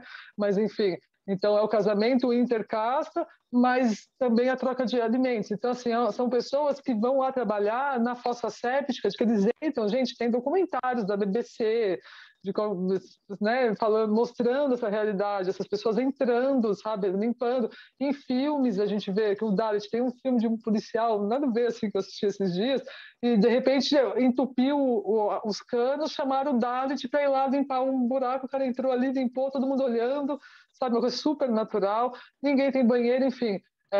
Esses são os Dalits, sabe? Esses são os Dalits. Esses são os Dalits. Você acha que o primeiro-ministro vai ouvir uma figura dessa? Por que nunca ouviu antes? Sabe? Como é que foi o primeiro na história que resolveu ouvir, assim? Porque esses caras estão há milênios falando que está tudo errado, porque nunca passou desapercebido. Sempre teve uma liderança, embora todo esse aporte para nunca existir uma elite Dalit. Né? Muçulmano pode até conseguir, talvez, mas elite, Dalit, nossa, isso é assim, difícil. Você vai ver isso em territórios bem progressistas, Kerala, talvez, ali, que tem um governo mais, sabe, aberto, em algumas regiões, mas no geral não tem classe média alta, Dalit. Claro que tem uns que fogem, que vão embora, e conseguem sair do país, enfim, né? Mas, assim, um partido político, né? Representação, é complicada a situação. Então, como é que se imagina que um morador de Dhara ia mandar uma carta para o Narendra Modi, porque o Narendra Modi já era o primeiro-ministro, né? Na época. E ele ia ler, voltar lá para uma reivindicação de banheiros que ela é feita desde que, antes de Dhara vir ser uma favela do tamanho como ela era, era uma comunidade de pescadores ali, era tudo meio ilha, depois foi tudo aterrado ali naquela parte de Mumbai ali. E esse pessoal já tinha problemas ali com esgoto vindo da cidade na área de pesca deles. Então, assim, a reivindicação por banheiros na forma ambiental do debate, não de gênero, como a gente fez essa distinção, assim, que agora começa-se a tratar dessa questão de gênero lá, tipo, finalmente, né? Mas a questão ambiental vem sendo denunciada há milênios ali, entendeu? Milênios, não sei, mas há muito tempo, sabe? E nunca foi ouvida, né? Agora a gente tem, como eu comentei, tem uma Unilever fazendo um projeto social lá em Dallas para construir banheiros com tecnologias para espaços de low income, né? De baixa renda, tecnologias modernas, inovadoras, sei lá o que eles vão fazer, espero que façam, né? Qualquer coisa ia ser bom, mas, enfim, não é um apagamento da luta Dalit se achar que o cara pode escrever uma carta e ir lá e o cara vai escrever, voltar e tipo, nossa, ninguém nunca pensou nisso antes, sabe? Tentar falar com o primeiro-ministro, né? Então, nesse sentido, eu acho que não. Então, assim, tendo visto isso, você acha que ele leu? Não, acho que nunca isso ia acontecer, né, dessa forma. Não sei que tivesse alguém, são pessoas, são vozes muito absurdamente silenciadas. Absurdamente nesse sentido, a gente dá tapinha, a gente manda limpar o esgoto, não tem assim problema moral, sabe, em relação a isso, nossa, vou mandar, sabe, não tem, é sub-pessoa mesmo. É nesse sentido que o Ambedkar ele vai falar, sabe, é gente que eles veem como se fosse uma outra espécie humana, né, uma espécie de, sei lá, e maltratando com a espécie da vida também, da natureza, enfim, sabe, é uma coisa, uma violência muito brutal e muito sutil, e muito não sutil também. Ela é muito clara na violência que a gente vê contra o Dalits, que é um dos ícones de violência, né, um dos índices de violência mais altos na Índia é violência dentro de um enquadramento de castas, que é o Schedule Case Law ali, que eles têm, né, uma lei especial, é sempre, né, o que é denunciado, enfim. Né, são comunidades, assim, impressionantemente silenciadas no curso da história da Índia e do mundo, né? E hoje Dalit na Índia é 220 milhões. Isso que não foi feito o censo certinho, pode ser mais, assim como a do muçulmano, né? É muita gente, né? Então, supondo-se, né, Júlia, que ele seja, mas se ele não for Dalit, se ele for um Shudra, também não é que, nossa, melhorou tanto, porque é muito ruim mesmo, assim, para as classes mais baixas, em alguns contextos, né? Sobretudo num governo mais complexo como o da Narendra Modi, porque o Narendra Modi também reivindica uma casta baixa, né? Ele se diz de casta baixa, mas ele é um membro dessas forças que alimentam aí o nacionalismo hindu, a RSS, né? E a RSS é hindútiva, não é casta mais. Quem entra naquilo ali, enfim, esses dias um rapaz Dalit lançou um livro chamado um Dalit na RSS. Ele participou dos riots na mesquita de Babur ali, destruiu. É muito legal de ler esse livro. Mas eu te mando, é bem curtinho. Ele fala, ele é um Dalit hoje que está se posicionando contra o governo, etc. E ele conta como é que é ser um Dalit dentro da RSS, que é esse grupo paramilitar que o Narendra Modi cresceu, que divulga o nacionalismo hindu, que é um aporte até financeiro do partido dele, né? Mas é uma coisa da época das lutas coloniais, enfim. Então, a RSS é menos. Então, o Modi não consegue muito entrar nesse debate de eu sou de casta baixa, porque ele é dessa instituição. Isso meio que ofusca nesse sentido, porque não é. Você não é um Shudra, você está falando como um cara que tem todo esse aporte atrás de você aí da RSS, né? Então é complexo, assim, a gente não ter. Quando eu cheguei na Índia a primeira vez, que eu fui pesquisar outras coisas, nem passava pela cabeça a casta. As leituras que eu fiz em casa, que eu lia antes de pensar nisso, não trazia essa questão. Quando você chega e você vê, é tudo. Sabe, você vai estudar tecnologia da informação lá, você pergunta básica que você faz lá que eu fiz, né, lá no call center. Eu falei, quem são os seus trabalhadores? Deixa eu ver o negócio, como é que você escolhe. Nas perguntas, só falta perguntar qual é a sua casta, que isso não pode, por lei, né? Mas assim, quem é sua mãe, quem é seu pai, onde você nasceu, que escola que você foi, que escola que a sua mãe foi, sua mãe foi para a escola, e seu pai. Mas era tanta pergunta que eu falei, eu não faço a menor ideia da minha família, nada disso. Eu não sei, né? Assim, é tanto volta para trás para saber, quem é você, entendeu? Aí eu vou ver se eu quero falar super meritocracia, gente, né? Que é o debate, que é o discurso, né? Lá do Sim. pessoal da da Sem tecnologia. contar que sobrenome muitas vezes fala sobre qual Já casta diz tudo. você é, então isso já identifica socialmente. A casta é uma coisa que ela é muito difícil de ser debatida em questões de narrativas, assim, né? A literatura, os filmes, isso não é trazido. Eu acho que tem um grande... Eles têm uma grande noção da dificuldade desse debate. Existe por lei, né, que não é as castas teriam que ter sido abolidas, é uma questão de discriminação por raça, por casta não pode mais acontecer, mas a gente sabe que culturalmente casta é o grande regulador, tanto para casamentos quanto para qualquer outra coisa, contratação e acesso à educação, muitas outras coisas. Então, eu estou vendo aqui uma das perguntas, que eu acho que foi o Franz que fez, que as questões de castas, elas são muito, muito, muito difíceis de serem debatidas abertamente, até porque casta, existem nessas grandes castas, existem as pessoas fora das castas, são os Dalits, intocáveis, né, que, enfim, Dalits é um nome, né, político para eles, e existe também entre elas as várias outras castas. Então, assim, você pode estar entre uma e outra, você pode estar mais ou menos mais para cá, mais para lá. Existem centenas de possíveis castas. Então, isso é um debate muito difícil e ela vai brigar com uma questão política, né? Sobre isso, sobre o debate que já é muito complexo. A Índia, ela, em filmes, existe um órgão de censura que veio desde da era colonial, aí se mantém até hoje. Então, muitas vezes, para você passar por um filme em grandes cinemas, você tem que apresentar o seu roteiro, a sua necessidade de distribuição e tudo mais da obra. E o órgão de censura vai te dizer ou não se pode ser vinculado ou não. Então, inclusive produzido muitas vezes. Teve uma diretora que eu estudei no meu mestrado que ela queria trazer um grande debate sobre o hinduísmo, enfim, o conservadorismo do hinduísmo com a mulher e a questão de homossexualidade. Por ela ter usado nomes que remetiam a deusas, ela foi banida antes de conseguir produzir o filme.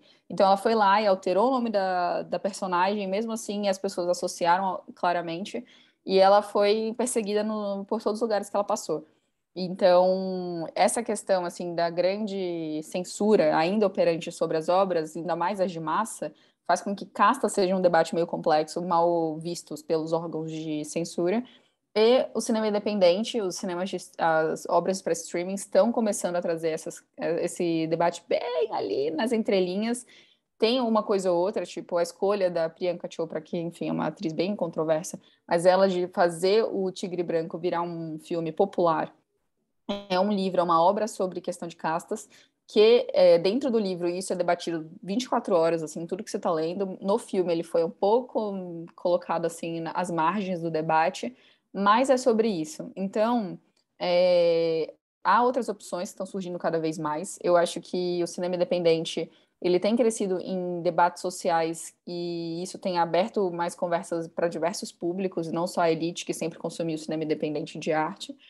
Mas ainda assim é bem complexo, assim. Tem muitos filmes, por exemplo, de emancipação da mulher ou de exploração da própria sexualidade feminina que são barrados e são perseguidos. Então, não que casta chegue nesse nível, mas não é naturalizado, sabe? Não é esperado, não tem tanta conversa. Eu acho que tem muito mais a reflexão na academia. Isso sim, tem muitas leituras sobre filmes em ordem de compreender castas, mas ainda muito, muito vazio, sabe? Eu ainda tem aquelas duas perguntas da questão assim, a Mari falou perfeito lá, que ela colocou essa questão da casta e quanto é praticamente impossível do pessoal ter acesso às autoridades e tal. Aí, como está sendo a organização? Você mostrou, né, o autor, que é vou chegar o nome dele aqui para não... Ambedkar, né, e tal, e ele... Ambedkar, é assim?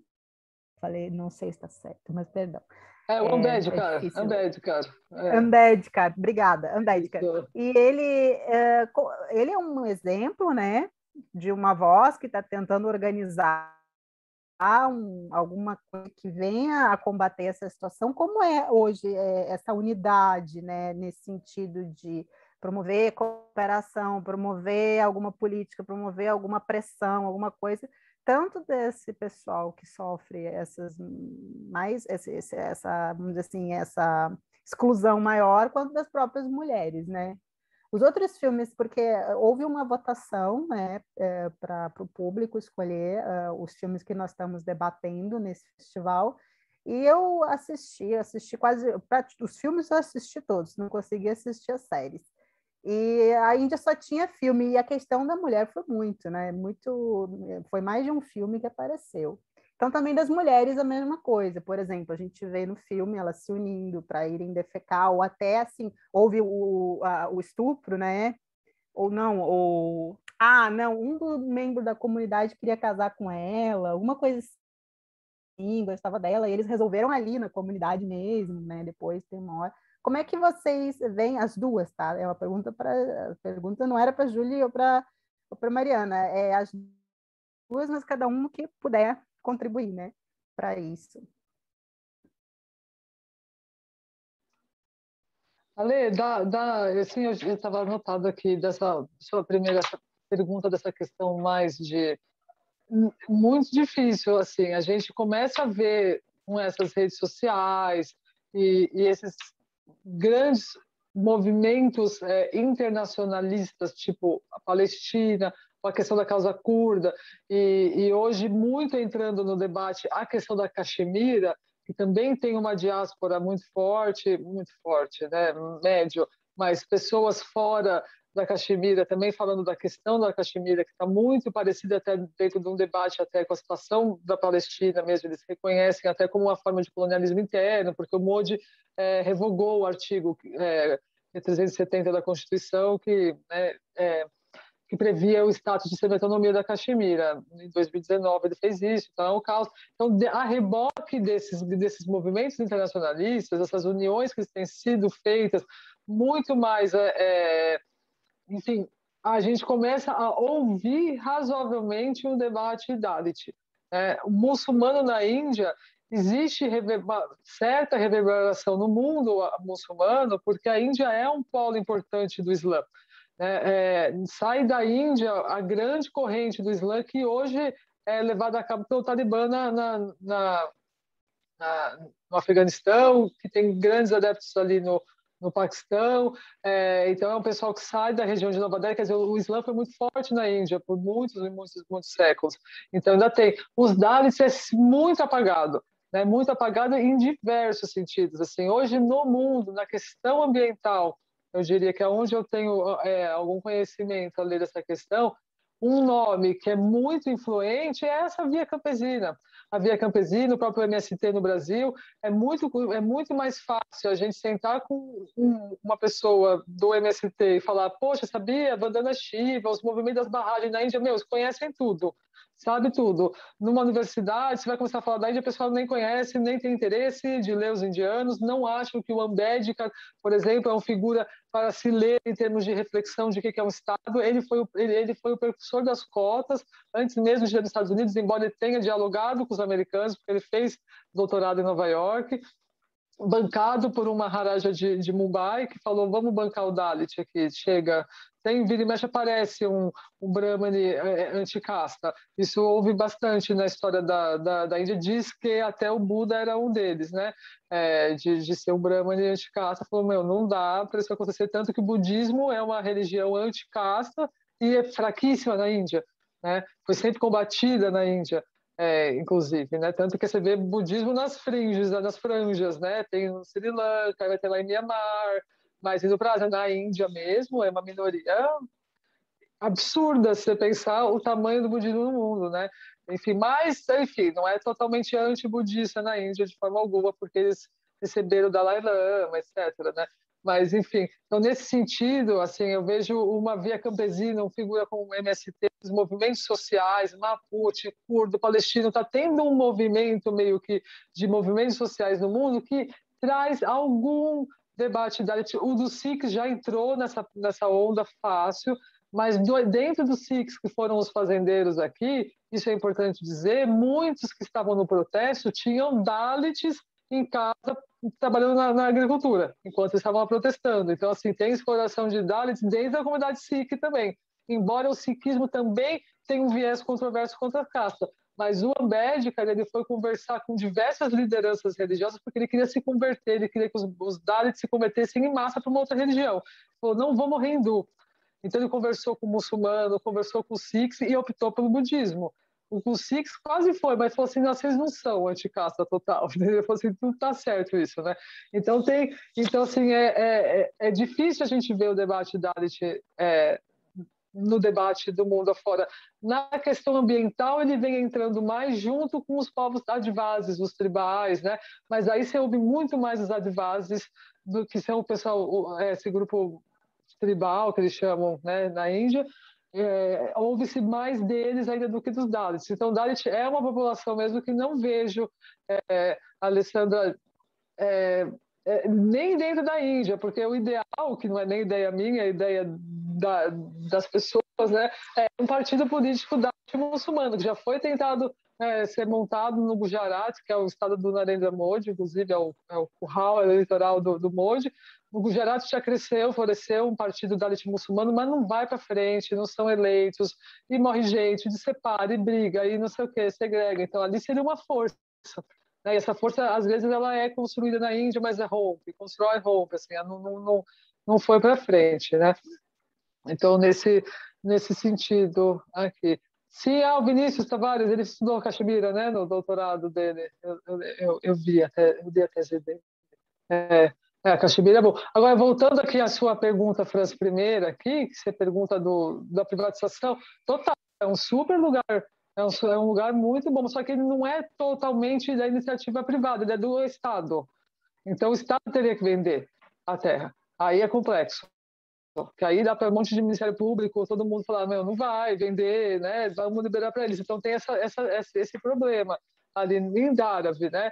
E não só Dharavi, porque Dharavi é um grande complexo ali, depois tem mais outros perto, então, mas ali é tudo eles até citam no filme que a municipalidade de Mumbai é Bombay Municipality, não sei o que, BMP.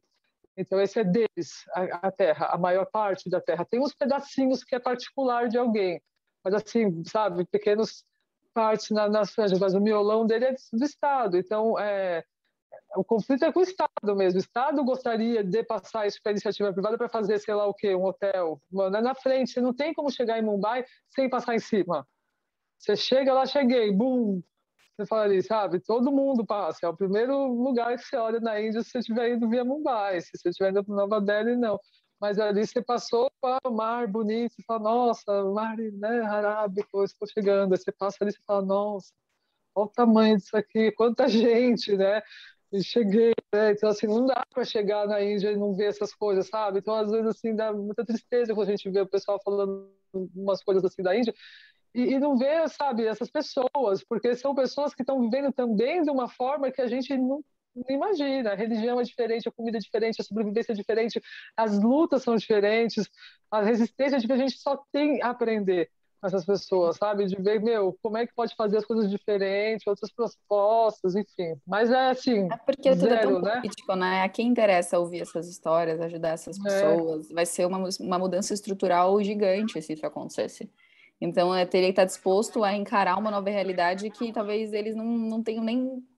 Enfim.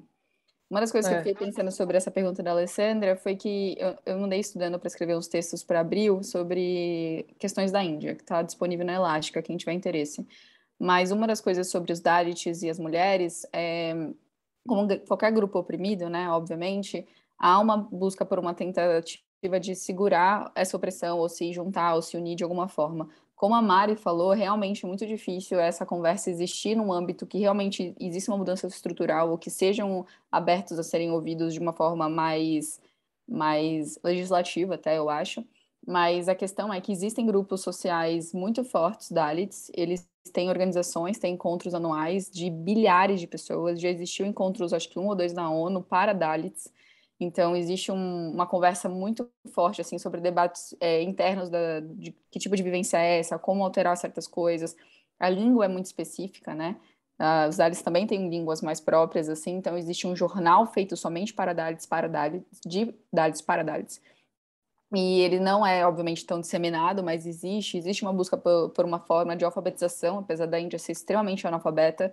existe uma busca por uma certa emancipação. Então, para você ter acesso à alteração social, você precisa de certas capacitações. Então, há escolas para Dalits que, enfim, a gente sabe que, enfim, é tudo muito ilusório, mas são pequenas sementes para uma mudança social maior.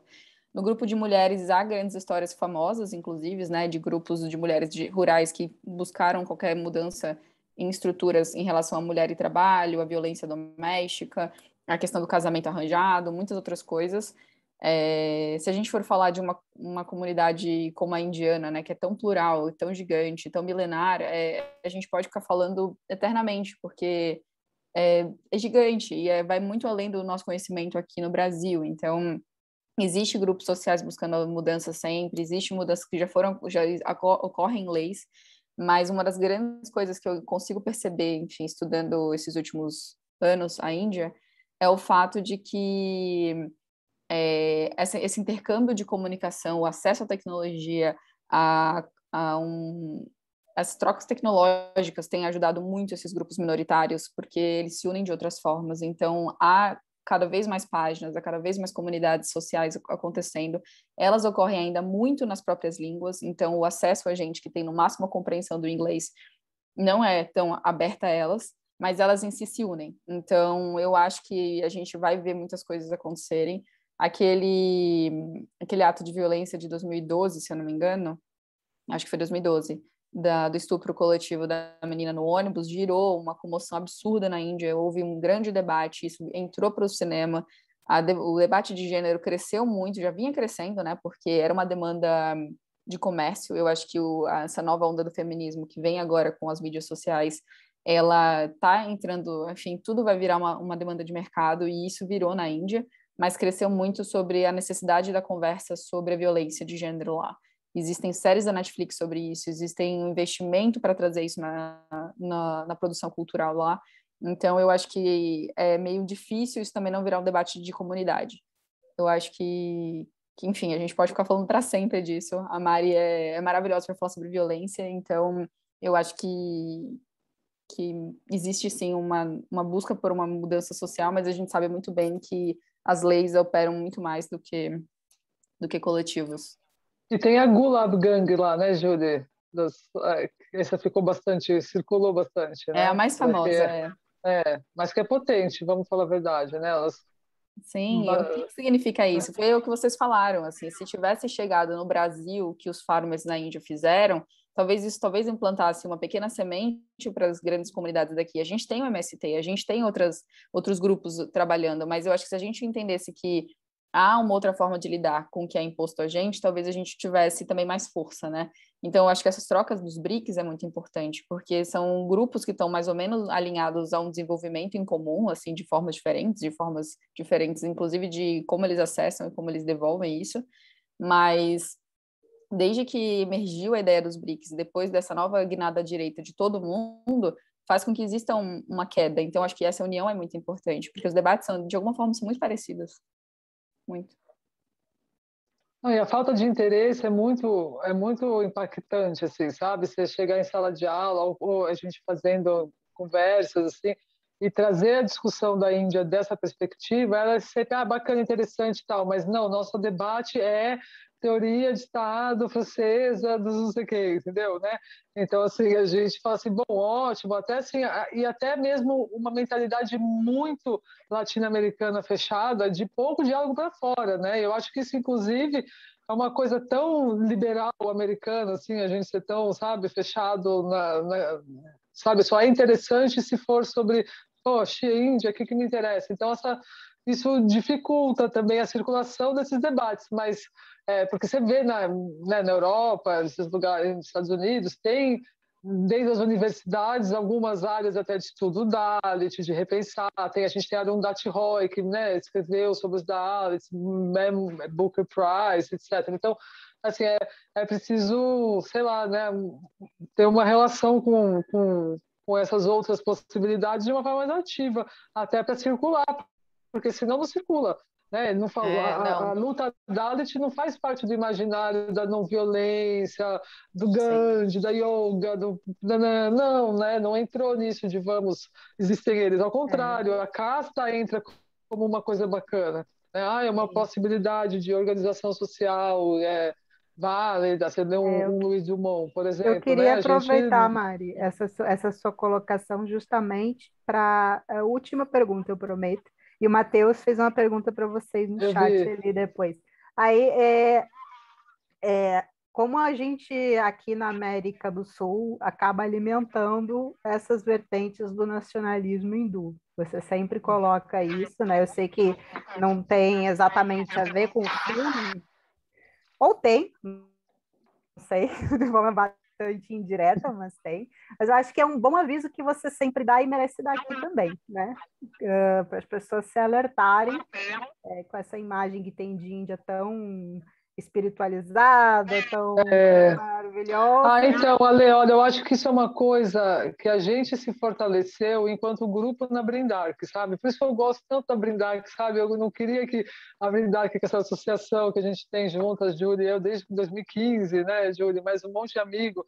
E, assim, a gente juntos, acho que somos um grupo de pessoas, mais ou menos, vamos falar assim, né? Tirando algumas exceções, mas que não são tão agressivas nesse sentido, mas de ver a Índia de uma outra perspectiva, trazendo, porque às vezes parece, sabe, que a gente só está reclamando, assim, falando, nossa, é uma droga, tudo Mas horrível.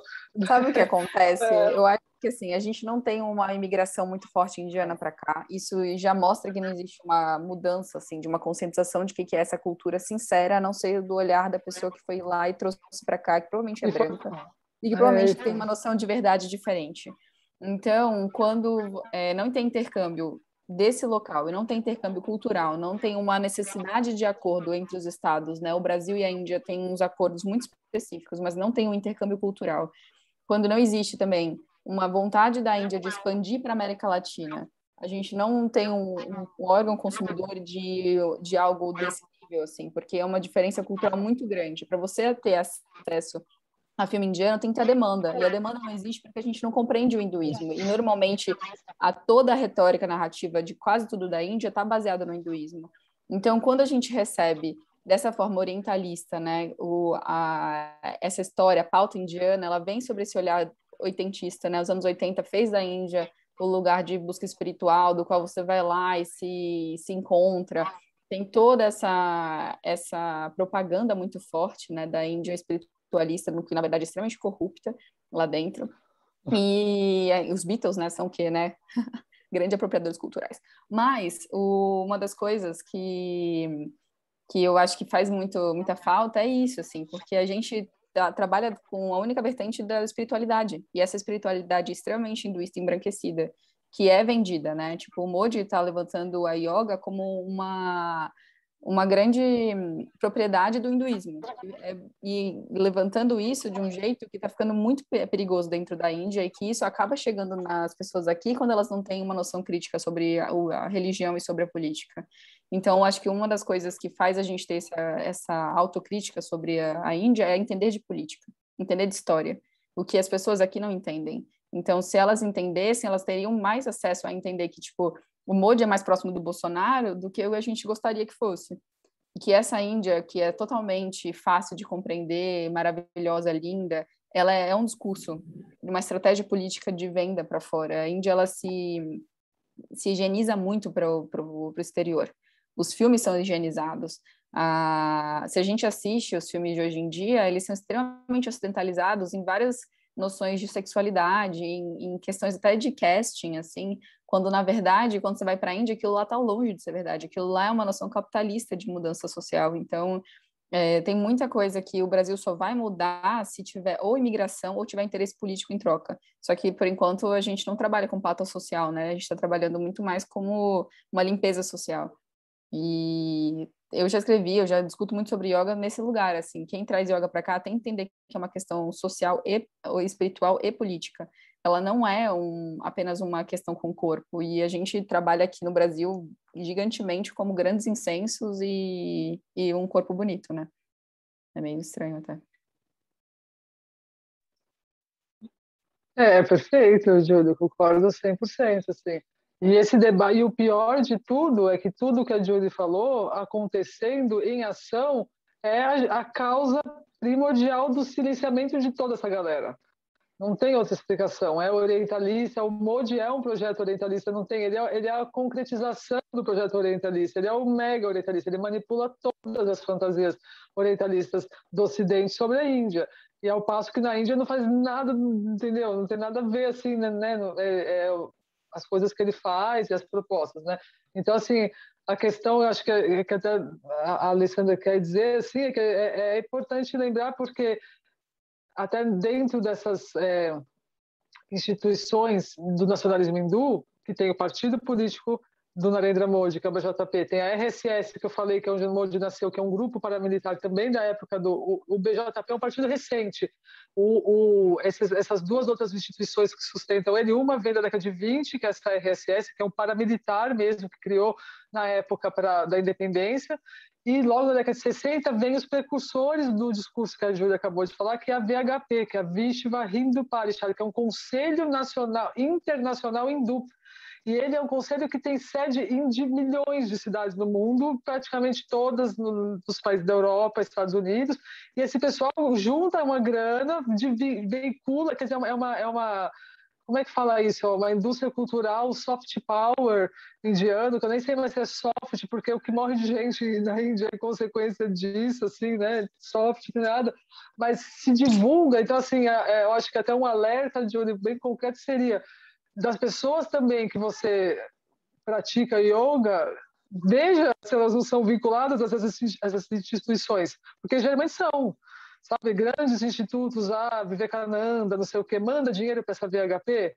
Se manda dinheiro para a VHP, está mandando dinheiro para o projeto nacionalista enorme que o Modi está pondo em ação, que é anti-minoria, anti-muçulmano, problematicíssimo com a questão das mulheres, super pró-hindu de casta alta do norte da Índia, que nem os hindus de casta alta do sul da Índia se sentem representados, quer dizer, é um negócio super problemático e super violento concretamente, né? A própria questão de proibição de abate de gado bovino é uma violência contra as religiões que não seguem essa doutrina, né? E nem ambientalista não é, porque é vaca que não pode, mas pode frango, pode bezerro não, né? Pode frango, pode peixe, pode cabrito, pode, né?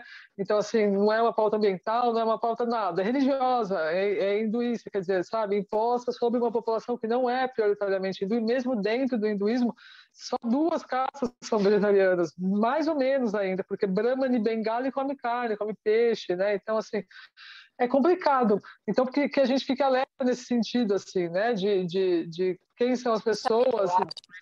Também que há uma falta de debate sobre colonização no Brasil, assim. A gente não trabalha sobre o olhar pós-colonial, a gente não fala sobre orientalismo, a não ser que seja dentro dos nossos próprios debates. Eu não acho bizarro, assim, entrar numa universidade de humanas e orientalismo não ser uma questão, Eduardo Said não ser uma questão, porque deveria, assim, ele é porque a gente modinha, ele é tratado como se fosse uma modinha passageira. não, Ninguém vai então, falar e é uma depois. lógica, assim, se a gente vai falar de racismo, de homofobia, de várias outras grandes guarda-chuvas que a gente tem tratado em pautas sociais, como que a colonização não é uma delas? Como que o orientalismo não é? Porque se a gente tivesse uma mínima lógica de orientalismo, a gente perceberia o que é feito com japoneses, chineses, indianos, árabes no Brasil. A gente entenderia por que a gente se alia a um discurso nacionalista, porque a gente não tem outra bagagem. Porque é isso que chega na gente. E se chega na gente e a gente tem um mínimo de apreço, porque é muito comum assistir um filme desse e se apegar a ele. Na primeira hora que eu assisti, eu também achei, nossa, muito legal, um debate super progressista sobre saneamento básico, mulheres, violência de gênero, outras várias coisas. E aí depois eu comecei a pensar um pouco mais nele, conversando com a Mari, e falei, realmente, ele tem um panfletinho ali, né? E aí foi quando eu comecei a mudar e questionar a própria necessidade, assim, da pauta. E é isso, assim, eu acho que para a gente conseguir criticar as coisas, a gente tem que entender da coisa. E aí eu acho que está mais ou menos por isso que o Brasil tem uma dificuldade muito grande, porque falta discussão, que não seja só sobre a Índia, mas seja sobre o espectro do que é trabalhar com o que é considerado Oriente. Isso é bem grande, inclusive para japoneses, isso aqui. Não, perfeito, né? Então, esse fica, né, Alessandro? Acho que responde, né, a sua questão aí de fazer esse lembrete, né, Júlia? Assim. Sim, Mas é uma. é, Então, e só finalizando até, Júlia, com a nossa brindar, que é um alívio mesmo, assim, porque até as próprias pessoas que vêm entrar no nosso grupo, né, e trazem esse debate mais da religião, é crítico, né? E se não é crítico, a gente acaba não ficando, porque já, né, a gente respeita, óbvio. Tivemos colegas que são dessa área do yoga, filosofia, o sânscrito, mas de uma forma mais tal, mas não entra no debate porque ou vai achar que, né, que não é por aí que faz, ou o grande ataque que eu sofri muito na vida acadêmica era esse de estar sempre trazendo uma visão negativa. Eu falo, mas a gente, para chegar no positivo e você entender como aquilo é foda pra caramba, desculpa a palavra assim, você tem que ver como que é ruim antes.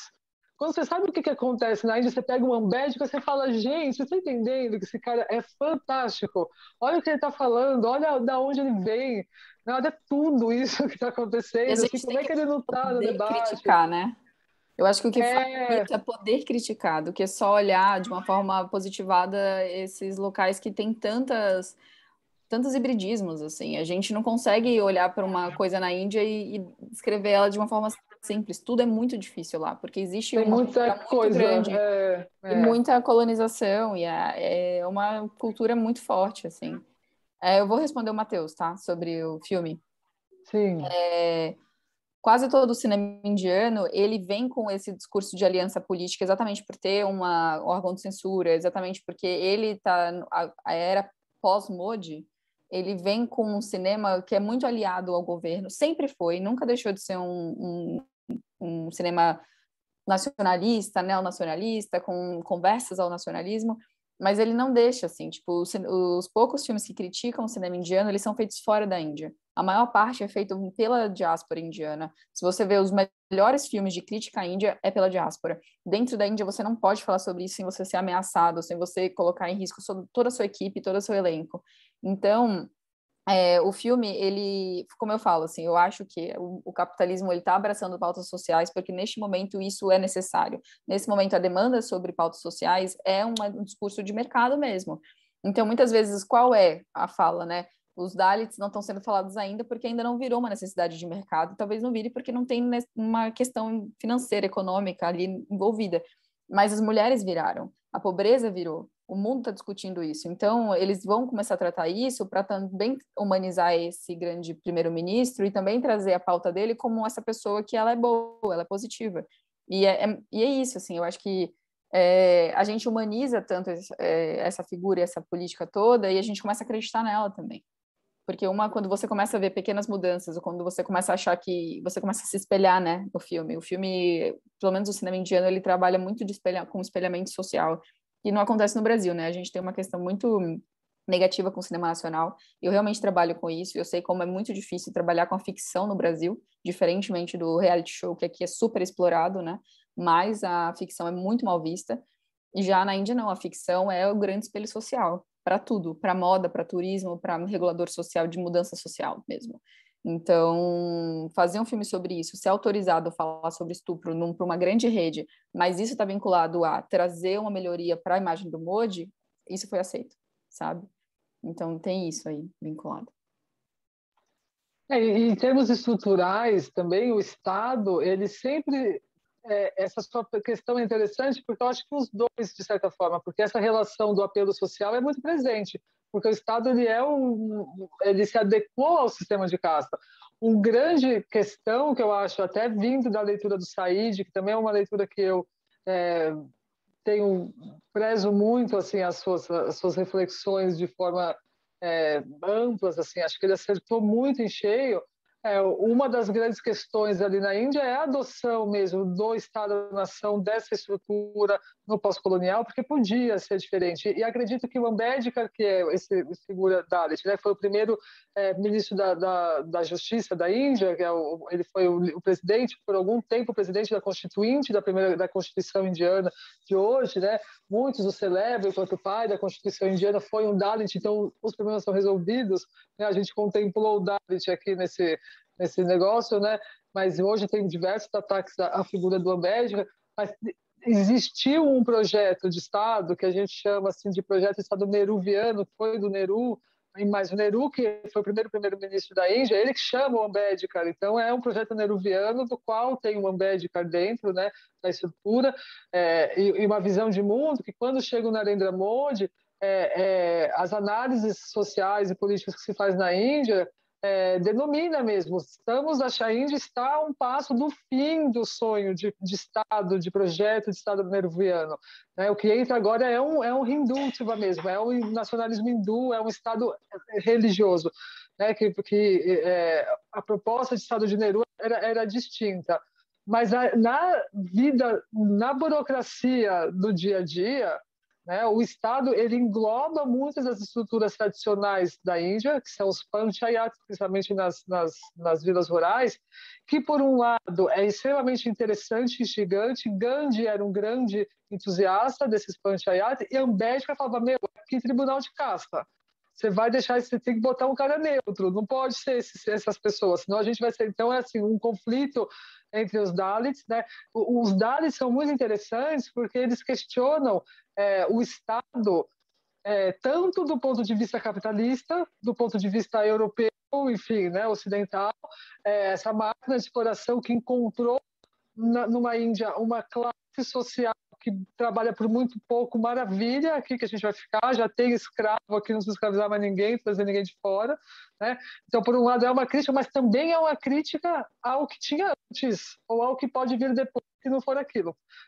Então, quando você lê o Ambedkar, você nunca sabe se ele é um cara anti-hindu, se ele é anti-hindu, ele é total, mas se ele é um cara vai para o comunismo, vai para o capitalismo, ele gosta dos ingleses, mas ele critica o colonialismo, ele critica tudo. É muito interessante, porque ele vem de uma outra perspectiva, não é ou isso ou aquilo.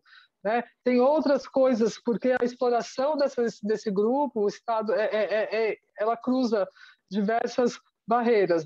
Então, o Estado na Índia ele é essa mistura. Ele tem uma estrutura que existe, gente, há muito tempo. A região ali é habitada em termos de arqueológicos, com resquícios de grandes cidades, há mais de 4 mil antes de Cristo. Tem Mohenjo-Daro, uma mega cidade. Então, se tem uma cidade, você imagina que tem alguma organização ali, que as pessoas estão vivendo. Então, assim, existe uma estrutura que o sistema de casta é parte, por isso que não é uma coisa trivial, é uma coisa que existe. Esse Estado vem e se adequa a isso.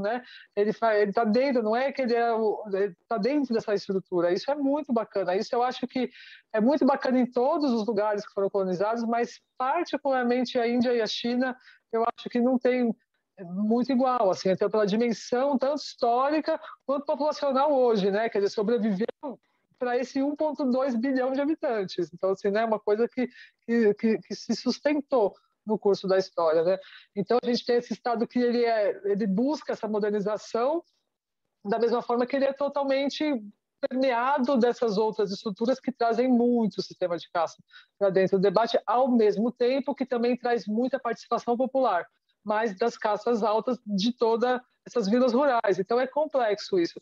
Agora, o que no filme fica muito claro o tempo inteiro é sempre essa relação de paternalista, de dar o tapinha na cara. Isso eu acho que é o Estado indiano. Então, assim, é as duas coisas. Por um lado, eu acho que não, que o Estado é uma coisa, estruturada, por outra é aquilo do filme também, entendeu? Porque tem essa sempre relação de que você é menos, sai daqui, e bate, e chuta, e é normal, tratar as pessoas dessa forma, assim, E tinha uma coisa muito comum do cinema indiano de que ele servia para um alívio à sociedade, assim, e agora, cada vez mais, os debates políticos do cinema de Bollywood depois dos anos 2000, ele tem uma outra mudança, assim, estética, Ele vira um filme um pouco mais curto, ele se alinha a moldes mais ocidentais de fazer filme, e ele traz mais os debates sociais. Então, com certeza, tem uma mudança do que se espera de filmes e também tem novas noções de visualizar certas pautas. Então, uma das coisas que é interessante que eu achei desse filme que eu não falei, a gente nem mencionou, foi que eles pegaram casting o elenco,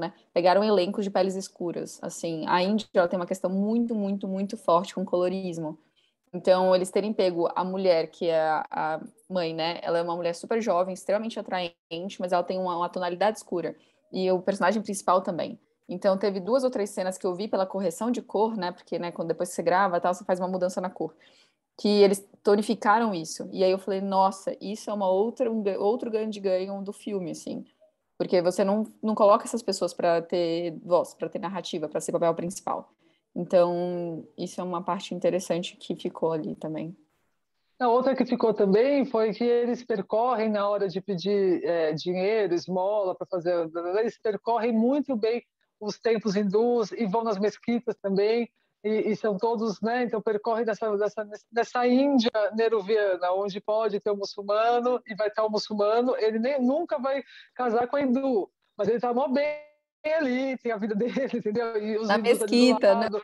Tem vários. Então vai ali. Então nesse filme também trouxe isso como uma coisa normal, e isso é positivo. E essa imagem tem que passar, né? Isso é importante, assim, uma tolerância religiosa que não é a menor característica do governo Narendra Modi, né? Ele é 100% intolerante religioso. Ele é uma saga anti-islã que ele se apoia aí no Ocidente. E aí o Ocidente já adora yoga, adora o vegetarianismo, os Beatles, o George Harrison, assim, é o boca aí. E ainda vem o Narendra Modi e fala, também não gosta de muçulmano, também, sabe? Cria-se uma aliança muito perigosa nesse sentido, e aí os Dalits só aumenta. Aí as mulheres só piora, quer dizer, né? O que tem potência de piorar, piora, né? E hoje é Estado, então é importante ter isso em mente. Hoje é Estado. E uma diferença muito grande, até esses dias eu participei de um seminário sobre políticas de ódio no sul global. Então tinha Índia, Turquia, Filipinas e mais alguns ali, né? Até a gente brincou assim, no final a gente vai eleger quem que é o pior de todos, assim, né?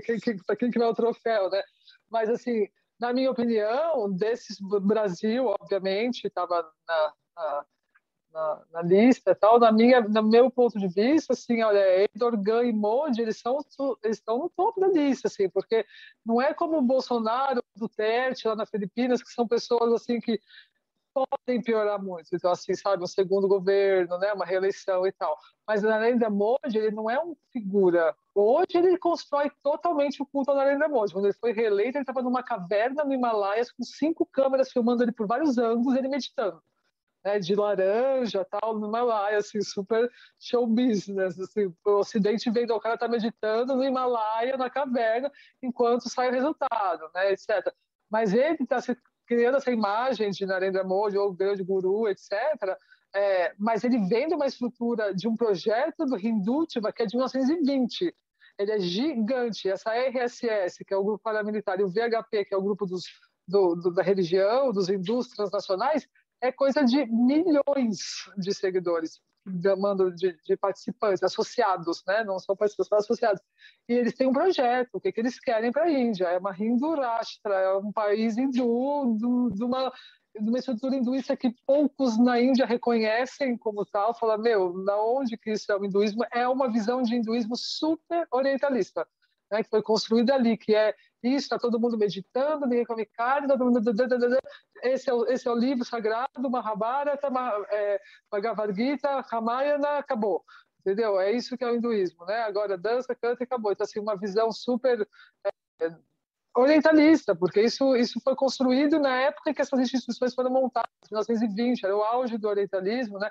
Então, a elite hindu se apropria desse orientalismo para dizer, essa é a Índia que a gente quer. Enquanto que o Nehru, o Gandhi estavam lá pensando em outras coisas, né? Assim, muito mais o Nehru era uma figura, um estadista fantástico, assim, fantástico. As ideias que ele tinha, as propostas, né, de Estado, era tanto que sempre, enfim. Então, nesse sentido, assim, que é complexo tudo isso. Acho que é isso, né, gente? Nehru muito próximo. Nehru muito próximo dos soviéticos, que era também. Muito, sempre. E essa é uma virada geopolítica, Alessandra, muito importante, que é até interessante que o primeiro-ministro do Paquistão, porque o Paquistão, né, gente? Então, o Paquistão é a grande sombra da Índia. Aí o Nehru já falava isso, que era uma figura que foi contra a partilha da Índia, falou assim, o espectro do Paquistão vai sempre rondar a Índia. Toda vez que o muçulmano fizer alguma coisa, vão falar que ele quer ir para o Paquistão, ou que ele vai se dividir, vai virar Paquistão, né, essas coisas. E nessa virada da geopolítica aí, agora que o Paquistão sempre foi aliado dos Estados Unidos, né, na região, a Índia sempre foi aliada com a União Soviética. Agora está tendo, até depois da saída dos americanos do Afeganistão, que o Afeganistão é muito próximo da Índia e, sobretudo, o Paquistão ali, era tudo uma grande Índia, né, antigamente até as fronteiras ali do Hindu Kush, no Afeganistão. E o primeiro-ministro do Paquistão hoje, que é ator do Bollywood paquistanês, né? É o grande o popstar ali do Paquistão, ele está vindo com uma imagem super diferente do Narendra Modi. Então, tem esses dias um linchamento no Paquistão, um grupo de muçulmanos paquistaneses atacou um budista do Sri Lanka. Na hora, o Imran Khan foi para a televisão e falou: todo mundo vai para a cadeia, não pode machucar. Na Índia, quando acontecem essas coisas hoje, Narendra Modi, todo mundo ganha medalha.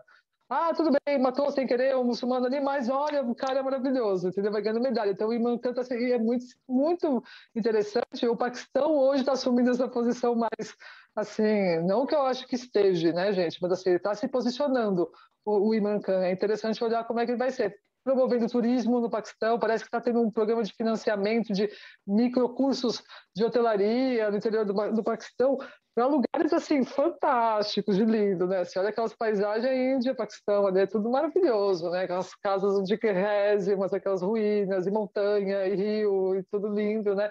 E então ele está fazendo esse turismo ali que é interessante. Então a Índia deixa, o Narendra Modi é Trump, né? O Trump foi para a Índia, ele era o rei, foi uma super. Não sei se vocês acompanharam isso, né?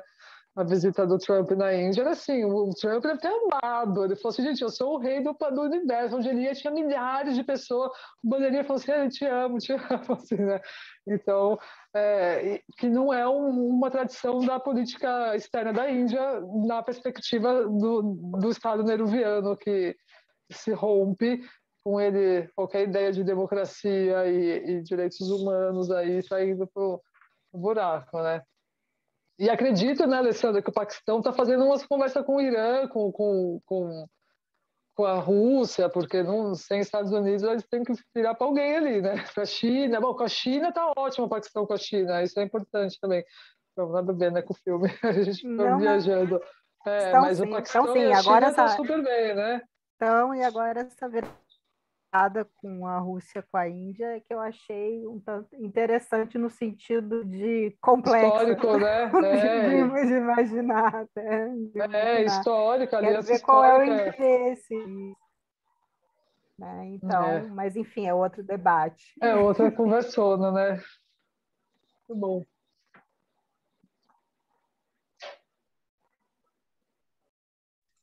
Pessoal, acho que a gente poderia caminhar pelo encerramento. A gente chegamos aqui ao nosso horário, 8 horas. Eu queria agradecer mais uma vez a presença de vocês. Obrigado por terem topado esse convite. Eu estou extremamente feliz com todos os pontos levantados e também obras que vocês citaram, autores que vocês citaram. Eu, particularmente, já estou aqui com um turbilhão de ideias e pessoas que eu quero ler e conhecer. Assim, muito obrigado de verdade pela amizade também. E espero que o Observatório cresça e possa ter mais parcerias com o Brindark, com vocês. Então, a gente está super aberto. Se vocês quiserem ajuda com divulgação, então a gente está aí. E mantenhamos contato, por favor. Eu passo a palavra para o Matheus, ele que vai encerrar o evento. E muito obrigado. Bom, só complementando, né, o que o Franz falou, agradecer muito a presença de vocês, né, de todos que estão aqui, todos e todas que estão aqui ouvindo, né, foi um debate muito interessante, assim, muito interessante mesmo. Eu até mesmo, assim, tô igual o Franz falou, né, ideias, assim, pensamentos, reflexões. Bom, só agradecer mesmo e, bom, é isso. Acho que a gente pode encerrar daí. E obrigado, gente. Boa noite.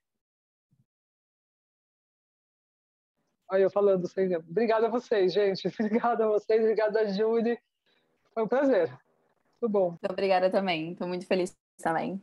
E quando sair isso no YouTube, manda pra gente o link pra gente divulgar também.